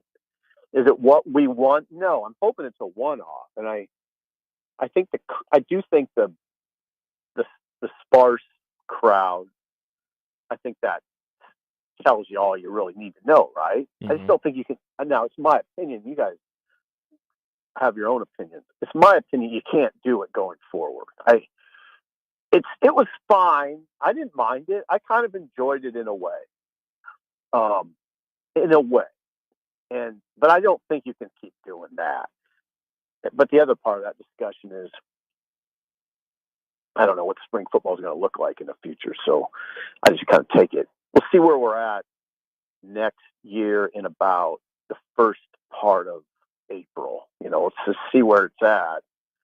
And hopefully they'll just decide to do what Ohio State did or what Oregon did and some others. And that's just play, just like you always do. You talk about not knowing what next spring is going to look like. We don't even know what the next month is going to, 2 months are going to look like in college athletics until the House settlement comes about. How tough is it for these athletic programs, Nebraska football in particular, to balance this is what could be happening with these are the current rules, those might be the rules. And I know that the 105 roster limit and seeing guys hit the portal right now is part of that. Yeah. Kaleb, I mean, in a sense, I want to say I don't know what it would be like. In another way, I guess I can go by what Gannon said. And he had a really good quote about it, a really telling quote. He said, I go into Matt Rule's office 3 times a week and tell him what I think is going to happen, and then I end up being wrong. You know, which was a very honest answer, and it reflected the confusion of the times and also the challenge these guys face. And by the way, and that's why I cut Rule slack on this whole thing. I think, on this whole thing, meaning the Husker games. Yeah. it's easy to sort of say, and I've said this, that Rule kind of put the marketing department in a predicament position by initially saying we're not going to play. We're not going to scrimmage. So now you're in this position where you got to come up with something, right? Right. Mm-hmm. Then he reconsidered and decided they would scrimmage a little bit with the back, with the reserve type players. But that put everybody I want to say it did, but put everybody in a bit of a predicament. That's my read. But I'm not necessarily, I don't know that that's really throwing shade on Rule in as much as it's just saying these guys are doing the best they can under odd circumstances. I mean, I do think Rule worries about tampering. Even though the portal window was closed on Friday, the Friday before the Saturday Husker games, people can still tamper. And I understand his reasoning, and there's probably some other reasons that have to do with the times. And it's just, I can't, to answer your question, Caleb, I think it would be just almost incredibly, remarkably challenging to lead right now a football program of Nebraska's magnitude on a weekly basis, with all the shifting landscape. Steve Sipple joining us. Sip, moving forward, the season will kick off 4 months from yesterday, so we're within 4 months now. I was thinking this morning about like kind of the tentpole things that we're going to be looking forward to in the months to come. Like obviously nationally, the settlement, rev share, like all of that and how it affects Nebraska, I think is perhaps the biggest story in college sports, right? And so trying to figure out that. Some of the fun stuff like kickoff times, TV networks, like I know that I'm always interested in that. So is the biggest story as it pertains like just to Nebraska, is it the announcement that's to come on Memorial Stadium? Like that is at some point going to happen. And I'm guessing it's going to happen before the College World Series. So we're looking at maybe 6-7 weeks out from it happening. Like, is that the biggest story of the offseason moving forward with Husker football or Husker athletics in general? Yes. I don't want to fight that too hard. I think it is. I don't know that there's anything imminent. I know, for instance, that I don't think Dan would mind me saying it. He didn't want to do a press conference on Saturday. There was some thought of him doing something before the Husker games, something more formal. But the thought was, I don't want to do that because I really have no updates. I don't have any updates on the NCAA versus House battle. I guess we call that a battle, the court case. And he didn't have any updates on the stadium. So I don't know when exactly those updates will come. But yeah, I think I lean always a little bit more towards just team-oriented news, which there won't be much. But just, mostly involves just fixating on personnel situations, which I do a great job of. But I'm being facetious. But yeah, I think that's the other story. There might be a few player type stories that we haven't found out yet. I don't want to get into that too much, but there's a few things lingering out there that qualifies pretty big. Sip, I can tell you two parts of the Husker games on Saturday that were unequivocal successes. The equipment sale that I was in line at 6:50 in the morning for, and the volleyball match that was unreal in the evening. Yeah. The volleyball match? Yeah. Yeah. Okay. I figured as much as it pertains to the volleyball match. I knew that would be, they just got it rolling. The program, this is a volleyball school. Like they're just so appealing, right? The program it's strong, and you just like the feel, the vibe. They're going to seamlessly roll into a new head coach who's succeeding, one of the most likable head coaches you'll ever find. And then they hired a super likable and accomplished head coach. And then, and then they flex. They're so good. They're so good. And I did. I've heard that surplus sale was remarkable. So, listen, I think that Nebraska did a pretty good job, under the circumstance, or maybe even a better than pretty good job under the circumstances.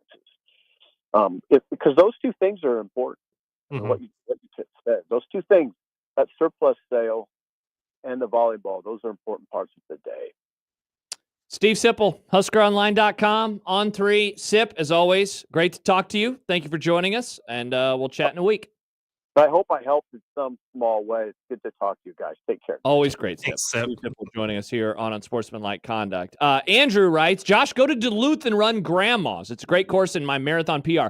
I have had friends who have ran Grandma's. I have friends who are running Grandma's. I would love to go. The only issue is that it takes place during the College World Series. And so as long as I am a happy employee here at NRG Media, I will not be able to participate in Grandma's. Busy. I'm busy, but maybe someday if I don't work here forever, because this is the only job I've ever had, I would love to go. In all seriousness, I would love to run Grandma's. It's a point to point, and it's along the water, so it seems. And really when you're like 42 years old in the real prime of your running. So you're saying, Kaleb, when college football is the best ever, I won't be here anymore. Is that what you're telling me? Well, yeah, you won't get to enjoy any of the best that it ever could be. Interesting. Just think of all the big red overreactions you're gonna miss. Think of all. Wow. Okay. All the good ones. Now you're speaking my language, Joey. Now you're speaking my language. Unless they're good and it'd be a fun overreaction, not a bad one. I've been through a lot of. You've been through a lot of hell, Joey, is what you have been through, and I wonder what fresh hell awaits us this fall. Fresh hell. 2025 Husker 4 football. months from the first one. Hey, speaking of that, I wanted to hit on some of those things that we will be keeping an eye on over the course of the offseason and try to figure out if I am missing anything off my list. And then we will get to some content. Plus, as we promised, we've done a good job. We said we'll save Andor for the end of the show. It is suddenly 5:12, and we have not, I just said Andor, but we haven't talked about it. So I think that we can make it, Kaleb, and we'll talk a little more about Andor. As I will admit something about Andor that I am kind of embarrassed about, and we'll talk about that. Talk about that when we do dinner. So we're going to have an extended dinner Andor conversation in a little bit. But when we return, we'll talk about the rest of the offseason and things to keep an eye on moving forward. It's Unsportsmanlike Conduct. Josh Peterson, Kaleb Henry, and Joey Colbert here on 1620 The Zone. It's time to get in the game with On the Line. On the Line is your way to get involved with your favorite team's name, image, and likeness.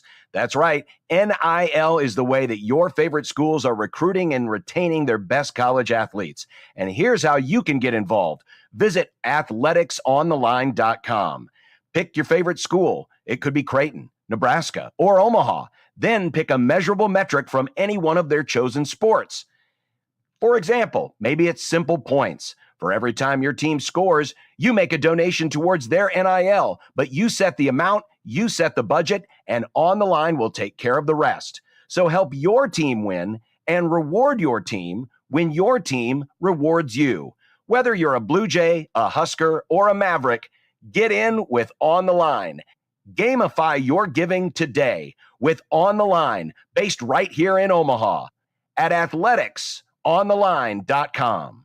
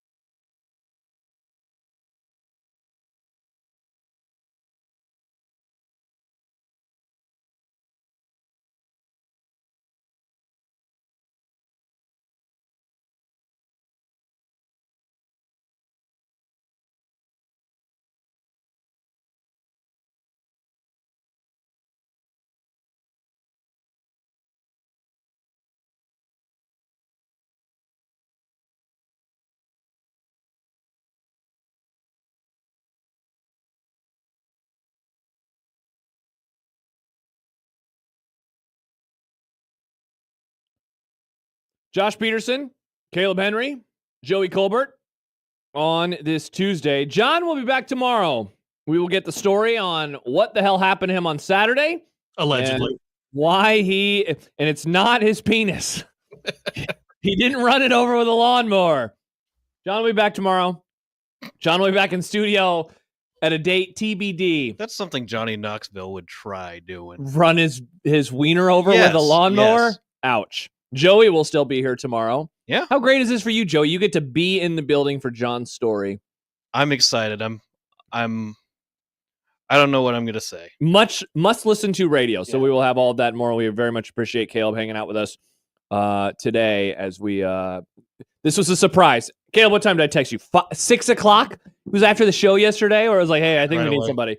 Yeah. We need somebody. So we appreciate you hanging out with us today. All right, Caleb. I mentioned it with Sipple. The things to keep an eye on. Settlement and rev share numbers.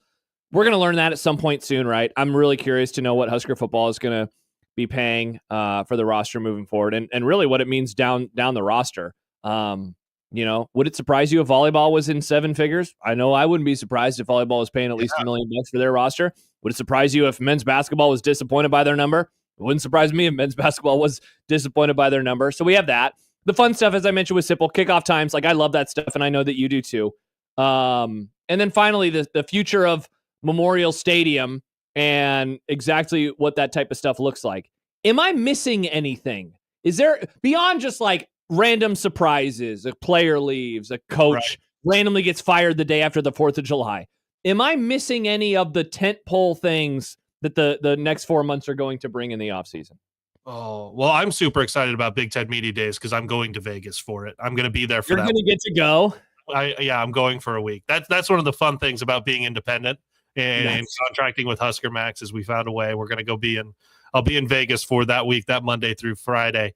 So yeah, like that's going to be interesting. What happens there? What does the fall look like getting into the season? There's, by the way, I absolutely believe that volleyball is paying seven figures for their roster. Think about it. We got the Dylan Raiola.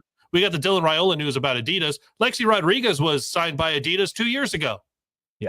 Yeah. So I'm with you. I think that the volleyball program's getting paid $1 million in terms of rev share. I think the rev share number for volleyball is going to be above $1 million.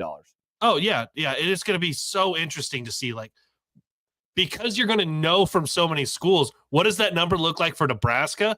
How does it compare to everyone else? Where did everyone else publicly say, here is our priority? But yeah, I think you've laid it out pretty well on here's kind of the hallmarks of what we're looking at for the next 4 months to get into the fall. Yeah. Those are the things. And, again, barring any crazy things happening, I think that those are the things to keep an eye on. I am, and again, Caleb, I feel like with a lot of these things, it's just kind of maybe the way my brain works or what interests me as somebody who watches and covers the program. But what Memorial Stadium is going to look like, what it's going to cost, you remember when Trev Alberts first made that announcement, there maybe wasn't as much raw excitement as I expected there to be. There was a little tepidness of I don't want them to lose, capacity. I don't want capacity to have to go down like that. People were frustrated by that. And the cost, why don't you just throw all that into NIL? Well, now that we're a few years later and that the cost of stuff is not going down at all, we guessed a few months ago, hey, how much is the stadium project going to cost? And I went low because I was like, well, maybe they just won't do as much work. I am going to change my tune and say it's going to be way higher than the initial $400 million number, or was it $500 million number that Trev Alberts put up there? I think it's going to, right? What was that? We knew that though. We knew at the time if you didn't do it then, anything you did so much more, just going to cost more. Yeah, I think it's Caleb. I think it's going to approach $750 million. I think it's going to be like Penn State and Easily. what the project they're doing. Yeah, that's you say that number. You say the 700. I think that's the bottom of what you're going to look at. By the way, yeah, I could see going over 850. Yeah, wow. And again, it was going to have a lot of changes to South Stadium and how kind of all that stuff operated, and so it's going to be interesting to see what happens there. Let's go to the phones. 402-951-1620. Grant is joining us here on Unsportsmanlike Conduct. Hello, Grant. Hey, I just need to get my head around one thing in particular. So what's the rev share number? Is like 16 million? What was that?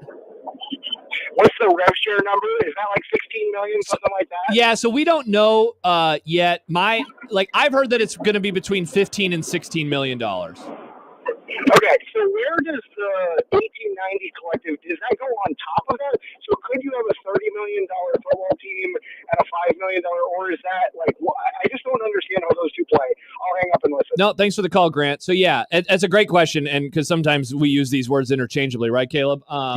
So the rev share number is $20.5 million that you are able to use as you see fit. And we are assuming that the judge and all that stuff goes through, right? Like we expect it to. $20.5 million. You can use that however you want within your athletic department. So let's say then Nebraska decides to do $15 million for their football team. The 1890 of it all, that is on top of it. And so that is how the numbers start climbing, as we talked about last hour, Caleb. That's how those numbers start climbing closer and closer to 40 million. Let me ask. Here's the easy way. And I know it's all numbers. And unless you're listening to the specific minutia, it's all numbers. To me, the easiest way when you hear people talk about it and talk about these numbers is, are they saying rev share or are they saying NIL? NIL. Yeah. And that's what it is. Rev share is what's coming from the university. NIL is the 1890s. It's the TV deals. It's the Adidas signing for Dylan Raiola. Yeah. That's the difference. I know it's like for us, it's super easy because we're in it. Every day, all the day. And that's a thing that as a college athlete, look at that. It took until the last half hour of the show for me to bring that up. But as a college athlete, I had to deal with signing away my NIL rights. That was a very specific thing that we had to do 15 plus years ago. And now, in covering all of this, my sister was an athlete at the time that NIL became a reality. So it's something that I've been able to follow and live, and it's very easy for me. But sometimes even I forget, Josh, that not everybody is living this every single day in the same way. So I think, for me, I should probably be more intentional with the words that I use. But if anyone's listening, if it's NIL, it's the 1890s. If it's rev share, it's from the university, part of this house settlement type of thing. Do you think that we should just be talking about what the numbers are combined? Should that be the approach moving forward? And we would have to come up with another term. But I don't think so. You don't think so? I think that's part of it. But you can be let's say you can be a $15 million football program. Okay, that's one thing to be. But if all of that is from rev share and zero of that is from NIL, what you're saying is you have the ability to be a much more expensive program. Like where that money is coming from matters a lot to me, because it tells me, what does your donor system look like? It tells me, what is your priorities when you're setting the percentages from your rev share? Where is that money going? So yeah, I think in one aspect, the total, just like those CBS stories we're talking about, this is a 40 million. How do you get to that 40 million? The total number for that roster is one thing, but I think differentiating where that money is coming from is just as important. I would be, we're going to find out pretty soon. Let me just ask you, what do you think the total number is going to be? How high is that? It's going to cross 30 million in 2025, right? For Husker football? Yes. If you're looking at 15, or you're looking at 15 from rev share.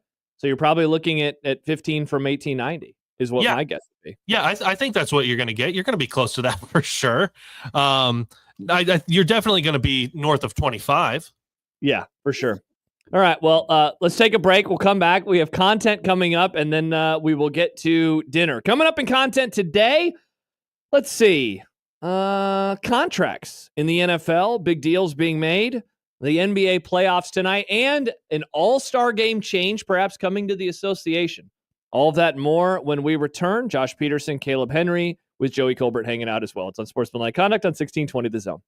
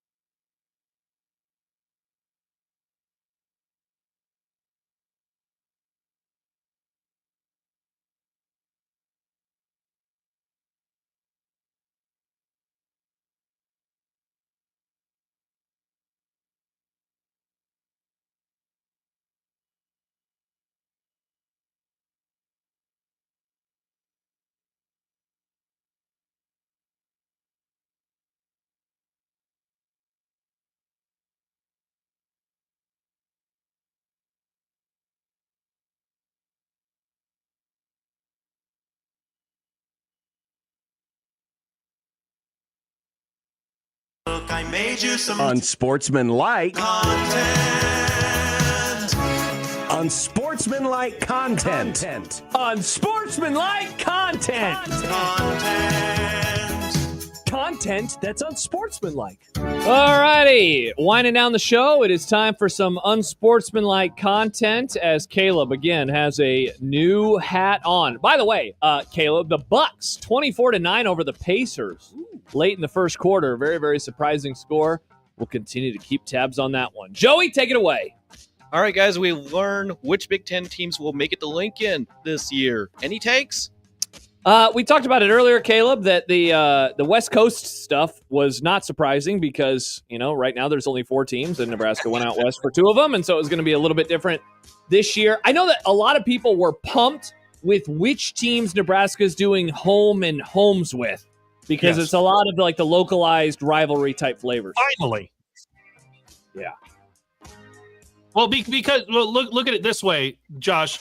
Last year, your home and homes, your double play. Obviously, you had Iowa. You get Iowa again, but last year you also had Ohio State and Maryland. This year it's Illinois and Northwestern. That makes sense. You're getting to the Big Ten West. That's who your home and away should be every time. Should be the Big Ten West. 100%. All right, guys. George Kittle has signed a 4-year, $76.4 million extension with the Niners. How long before Brock Purdy's deal is known? Hopefully it should get done soon because Brock Purdy's done more for the 49ers than Kittle has. Oh, boom roasted. I think that we will probably know. Camps are going to start in 2.5 months. We'll definitely know before then. I'm guessing that we're going to know by the time the College World Series rolls around. June. So, yeah, I'll say mid-June is when we know by. According to Diana Rossini of The Athletic, George Pickens' name was tossed around in the trade discussion this past week. The Cowboys were one of the teams discussed bringing in Steelers wideout, sources tell me. But with the draft in the rear view, expect the trade buzz to cool surrounding Pickens. Josh, would you be interested in Pickens joining the Cowboys? Inarguable that he is a good talent. Inarguable that he would be a good number 2 receiver to have on a roster when CeeDee Lamb is the other. On the other hand, Pickens seems like an absolute pinhead, and he annoys me to no end. So, I guess, Kaleb, if you could guarantee that he would be, not causing a problem, I would say sign me up, but there's no way you could guarantee it. And the capital that you would have to give up to land him would be a bit too much. So I will say no thank you. And it makes sense that it would cool afterwards because you don't get the immediacy of getting a draft pick or any of those out of it. Exactly. In response to the success of the NHL's 4 Nations Face-Off, the NBA is considering an all-star change that will feature more of an international flair. Do you like this, and will this work? I like it. I think they should introduce the fighting because for the 4 nations, you had the booing for the national anthem and people getting all up in their feels and fighting right away. Give me that. Let the do you know, Joey, what the international flair is going to look like? Like it's going to be Europe and United States, or what is it going to look like? I would think it would be U.S., Canada, Europe, and that 4th one's a toss-up. Yeah, I wonder what the 4th one would be. That's a good question.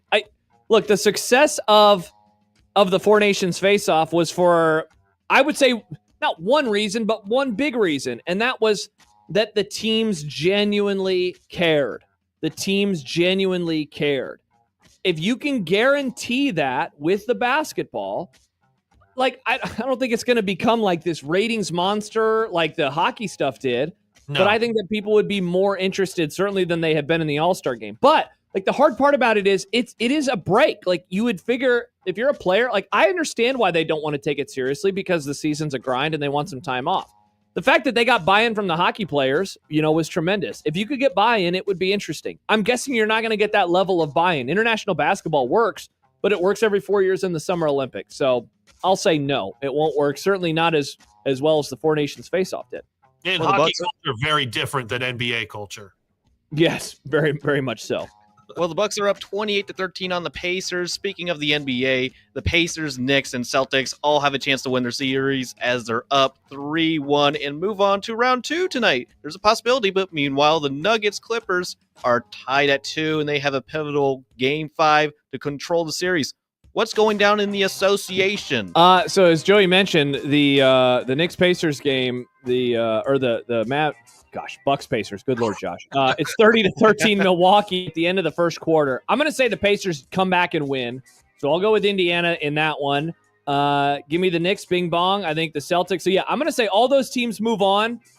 I'm going to go with the Clippers getting a tough road win tonight in Denver after that just bonkers Game 4 over the weekend. So I say the teams move on and the Clippers go up 3-2. I'll start watching basketball today. All right. So he'll save his takes for tomorrow because he doesn't have any just yet. Did either of you watch the trailer for the Smashing Machine coming this fall? Any thoughts? Yes, I was very happy that Josh sent me this trailer, and I did not know until about halfway through that it was Dwayne "The Rock" Johnson. I'm very interested in watching this because there was real acting. He wasn't playing himself. He wasn't in the jungle. It was something that I otherwise would not be as interested in this movie until I realized that it was Dwayne Johnson, and the makeup was obviously very well done on his face to make it not look like him. And then he's not talking in his own voice and acting like he's Dwayne "The Rock" Johnson. So I'm more interested in this after halfway through that trailer than I was going into it. Yeah, I am very in. It looks really interesting. We talked about it a bit in the crossover. I usually, not every A24 movie, but it seems like that studio has pretty good taste. The way The Rock looks and talks, way different than anything I think we've ever seen him in. So I'm not a UFC guy, and I don't know the last time I even saw a movie from The Rock, but I am very intrigued, and this is one I imagine that I will want to see in theaters. All right, guys, this is the moment we've been waiting for. Many people on many sides are talking about 100 people. That's right, 100 people against one gorilla. What the hell is going on with this, and how do we make it happen? Kaleb, take it away. Oh, my God. So there are some people that are saying maybe you just don't realize that how much 100 people is, like how large that number of 100 people is. Well, here's the thing you have to get by. If you're in that 100 and you're like, yeah, we got this, that gorilla smokes that first dude in the face, you're done. Like, your fear is so high, you no longer have a chance. There's 99 of you and you don't have a chance anymore. So, there's that. If you could tell all of the humans, you no longer have the fear impulse in your brain. Still losing. Do you guys not realize how big gorillas are? Like a full-grown silverback gorilla, and how strong they are? There's a reason humans adapted to have tools and all of these things to survive. 100 people, 100 full-grown men lose. You give me 100 Indomitian Sues, maybe we'll start talking. What about 100 rocks? Well, 100 rocks, and he's 100 the rocks, not 100 individual rocks. 100 the rocks, and he's been on a jungle cruise for the last 100 years, searching for the flower that'll give him life and all of those things. Give me the gorilla. So is this just a question of who would win? Yes, it's 100 people. Yeah, it's 100. Basically, 100 people could do it. Like, I know what Caleb's saying of like, the first time somebody gets rocked in the face, everybody else is gonna be afraid, but if you all go in it together, it'd be like in the No, I guess I was going to say it'd be like in the Matrix, but then Neo took down all the Mr. Smiths. Yeah, it didn't work, did it? No, it didn't. So I guess maybe that's the answer right there. All right, guys, one more for the road. Delta 8 changes could be coming to Nebraska. What's all this mean? Kaleb, you used to work in news. Have you been reading these stories? I can't tell. It's like I saw Jack tweeting about it this morning. It doesn't seem like it will affect any of like the CBD drink. So I've never understood how this stuff is legal in the first place. And so I don't know. Seems odd. All this is odd. There's a lot of shops around Lincoln with big green crosses fluorescent out in front of them. I'm sure can tell you more about this than I can. Nice. So there you go. That is content. We're taking content, the break after that a little early today, because when we return, we, of course, will discuss what's for dinner. I'm hungry Yeah, already. I bet you are. And you got basketball to watch, and you got your Yes. Celtics game in an Yes. hour and 20 minutes. So we have that. But we made a promise earlier in the show that we were not going to talk about Andor until the very end, outside of the crossover. I thought we did a wonderful job in holding true to our promise that we gave to the listener. So we will do that when we return. Before, though, real quick, and I imagine we will talk about this tomorrow as well, Caleb. Before we go to break, we got an email from Joe. And Joe asked... Joe? No, it was not Geriatric Joe. But Joe asked... let's see. He asked Google AI, what happened John Bishop I saw Omaha? this. So people are wondering what happened to John. Well, Google AI helped. Google AI said John Allen Bishop, his middle name is Michael, by the way, a well-known sportscaster in Omaha, passed away from natural causes on February 9th, 2024 in Corpus Christi, Texas. He was 65 years old. He was known for his work with Creighton Blue Jays Athletics and other sports broadcasts in the Omaha area. And then there's an obituary for him. An obituary for John Allen Bishop states he passed away on February 9, 2024. Sportscaster. Bishop was a prominent figure in Omaha sports broadcasting, known for his work with the Creighton Blue Jays, the Nebraska High School Basketball Championships, and other broadcasts. He began his career at KLIN Radio in Lincoln and later worked with NRG Media in Omaha, according to Wikipedia. We better bring this up tomorrow. He was also a co-host of the popular radio program, Unsportsmanlike Conduct on 16. Allegedly popular. So shout out to John Allen Bishop, who passed away at age 65 after a fight with a lawnmower back in February. Baymon says it. He will be missed. He will be indeed. All right, we'll come back. We'll get to dinner and talk a little Andor next on 1620 The Zone.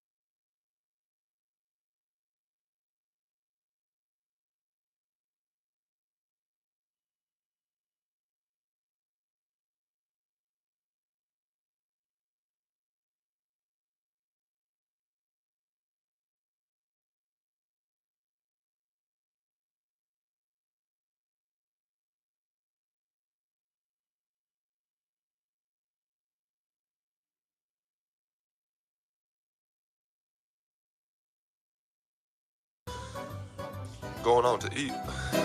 All right, it is time for What's for Dinner as we get ready for another night. Now, Joey, before we get to what we're having, I realized I lied yesterday. I said that I was going to have breakfast for dinner. I ended up just doing a regular burrito, not a breakfast quesadilla. So I did want to fix that. I don't like lying to the audience. What did you end up having last night, Joey? Was it tasty?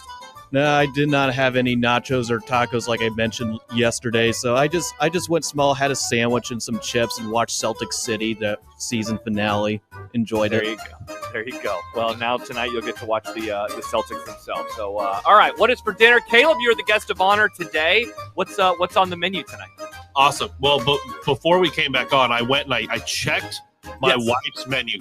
She puts it all up on the board. Mostly it's our daughter's meals and then a little bit of ours. Tuesday.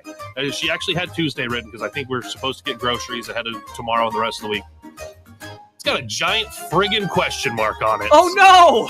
I was like, okay, let's check the fridge. That's a little bit empty. Okay, let's check the freezer. All right, there's a pizza in there. There's a smoked ham. Maybe I start thawing that smoke. It's a little late to thaw that smoked ham. I was going to say, yeah, Caleb, it's like almost 6 o'clock. I don't think that you'll be able to do that. Something I would have needed to do by like 10:30 this morning. So, yeah, this is a little bit late. Yeah, it is. It's going to be Royal Rumble, whatever we've got in the Henry household. Whatever gets me to tonight is what it is, because it's Andor, the second week of Andor with their 3 episodes a week. So, yes, whatever the energy brings is what I'll be having for supper. Perfect. Let's put a pin in the Andor discussion just for a moment. Joey, what are you having for dinner? Well, at least I got plenty of time to get some food before the Celtics game at 7:30, just about 90 minutes away. I'm going to go pick up some Burger King. I got some coupons with me, so might as well go cheap. Hell yeah. Coupons on the way home. I have somewhere to go tonight, so I have to get dinner in very quickly. We still have a tiny bit of the stuff that I've used for the burrito yesterday.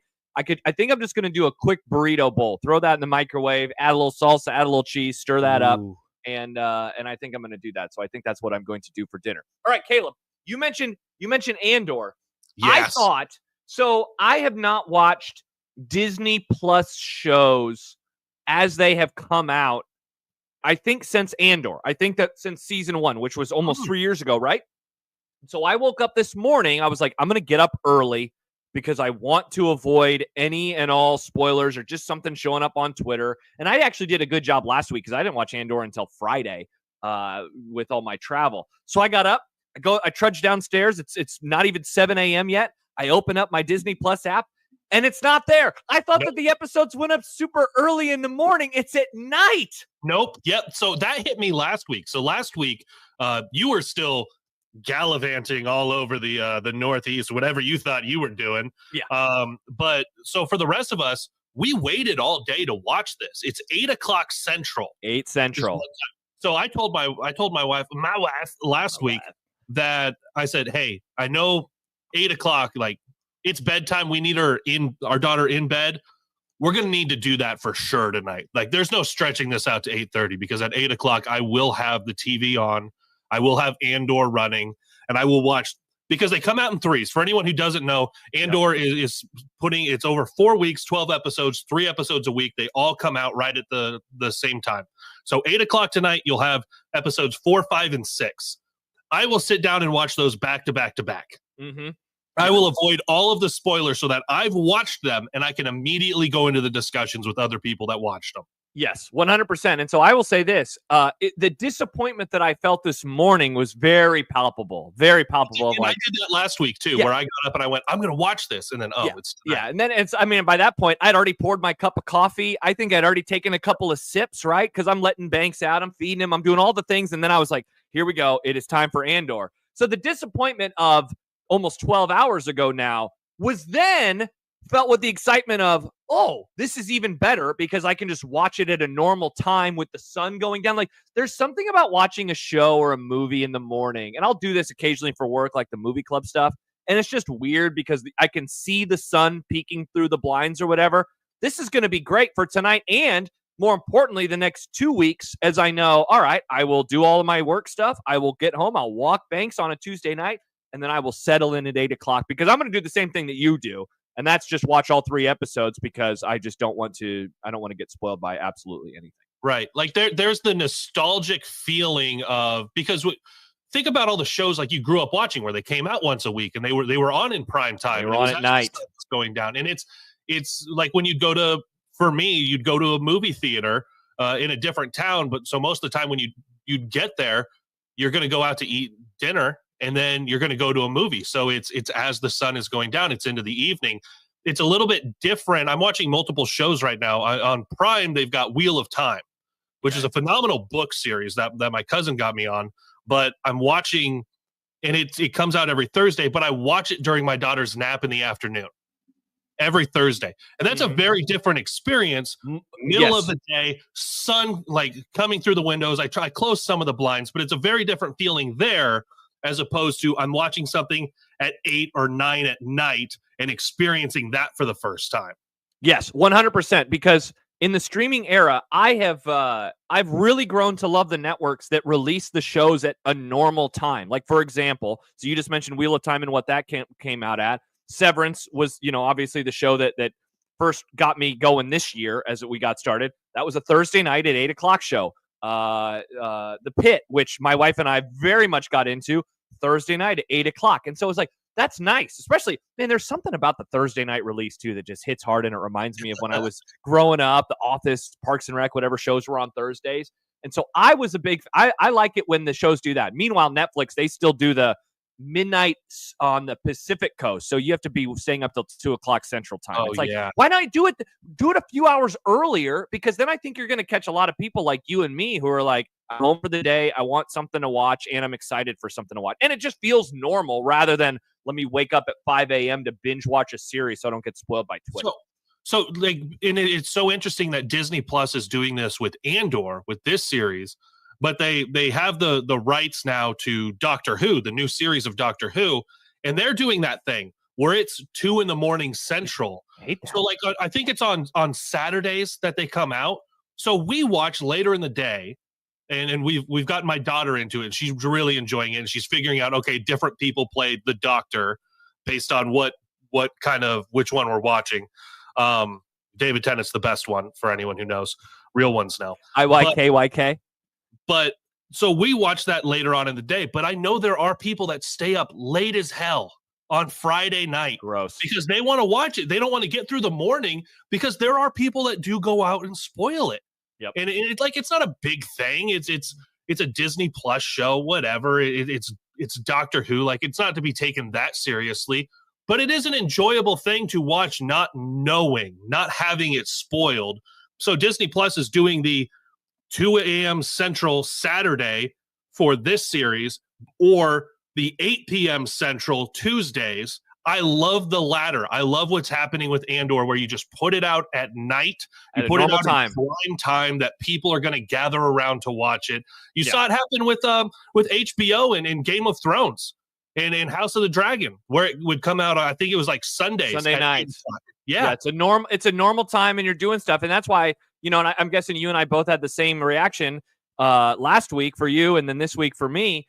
And that is, well, Doctor Who comes out at this time. And the thing I was thinking back to, Caleb, given that I haven't watched a Disney Plus show in a few years, was I remember my wife and I woke up early to watch the WandaVision finale multiple years ago, right? And then I did the same thing with Andor for season 1. And so this was, again, sucked this morning, but man, this is a pleasant surprise for me. So now I can just get back to doing my normal Tuesday stuff next week and the week after for the finale. So do you think younger people, younger being younger than us, because like I'm mid-30s, so increasingly there are more younger people than there used to be. Sad. Do you think they enjoy the weekly releases in the way that we do? Because for us, a lot of what we just referenced was nostalgic. It was what we were used to. There were commercials. Like there were, you watched it at a certain day at a certain time. You didn't just wake up and have 12 episodes at your disposal immediately. Like for me, I'm enjoying the weekly releases for the newer shows so much more. Yes. And I binge watched a lot of stuff. Oh yeah, me too, man. I remember when House of Cards, that show first came out, and like feeling it was like this excitement and this rush, but also I felt like there was this pressure to watch it all because, again, you didn't want to get spoiled. I'll be honest, man. Like, and I'm happy that last week I got to watch all 3 episodes of Andor because they build on each other, right? And the way that Gilroy is doing this show, the 3-episode chunks very much works. Yeah. It pretty much happened in season 1 too. But I also love the build of a week and the anticipation. Like, I love that with Severance. After my wife and I binge watched The Pit, I think we had 5 or 6 episodes that we got to like anticipate and watch on a weekly basis. And so I have very much swung from, we watched them weekly because we had to thank God I can just binge the show. This is much more enjoyable to no, give me it weekly because it is infinitely better for discussion. I think anticipation is a fun part of life. Everyone gives me crap because I'm always counting down to things, but I love counting down to things. And so, I'll be counting down for the next 2 weeks to episodes, to tonight's episodes in a few hours. And then next week to 7, 8, 9, and then 10, 11, 12 in a few weeks. And there's like a middle ground with what Andor's doing because it's a release at a specific time, but because there's 3 of them, like you get that bingey feeling, as well as getting the anticipation of waiting for the next week for the next group of them to come out. Yeah, absolutely. All right, I'm happy that we carved some time aside, Caleb. Yes. Do a little Andor talk because none of my other coworkers are watching it. Nick Grimm has. Well, at least Joey, I don't know. You didn't chime in. I'm guessing, Joey, you're not watching. Not watching Andor. I don't watch anything. Just Celtic City and the NBA yes, right now. Yes, I'm going to be yelling at my TV in about 2 hours, yelling at Tony Brothers, who's officiating tonight's game. There you go. I imagine we'll be yelling at our televisions for different reasons. Caleb, yeah, watch out for already feeling sorry for those Gormans. Yeah, I think it's going to be a bad night for the Gormans. All right, I'm happy we talked about this. Nice to talk about Andor with somebody on the radio. Coming up tomorrow, John, fingers crossed, is going to be back. And for those who have been wondering what on earth happened with John, we will find out tomorrow. I don't know all the details, so I will be learning with everybody else. Joey will also be back tomorrow, and it's a Wednesday, so that means we have Dumb Debates. Get into your Dumb Debates questions now with the hashtag Dumb Debates, and we'll tackle them in the happy hour on Wednesday. We will also chat with Mike Schaefer, and who knows what else the day will bring. Caleb, very much appreciate you hanging out with us over the last 4 hours. Have a great rest of your week, and people can check out all your stuff at HuskerMax.com. All the stuff at HuskerMax.com, and my daughter running around behind me whenever she wants. Oh, absolutely, absolutely. All right, for Joey, for Caleb, I'm Josh. Have a great rest of your Tuesday. Enjoy Andor, or enjoy yelling at your TV because your favorite NBA team is playing tonight. Goodbye.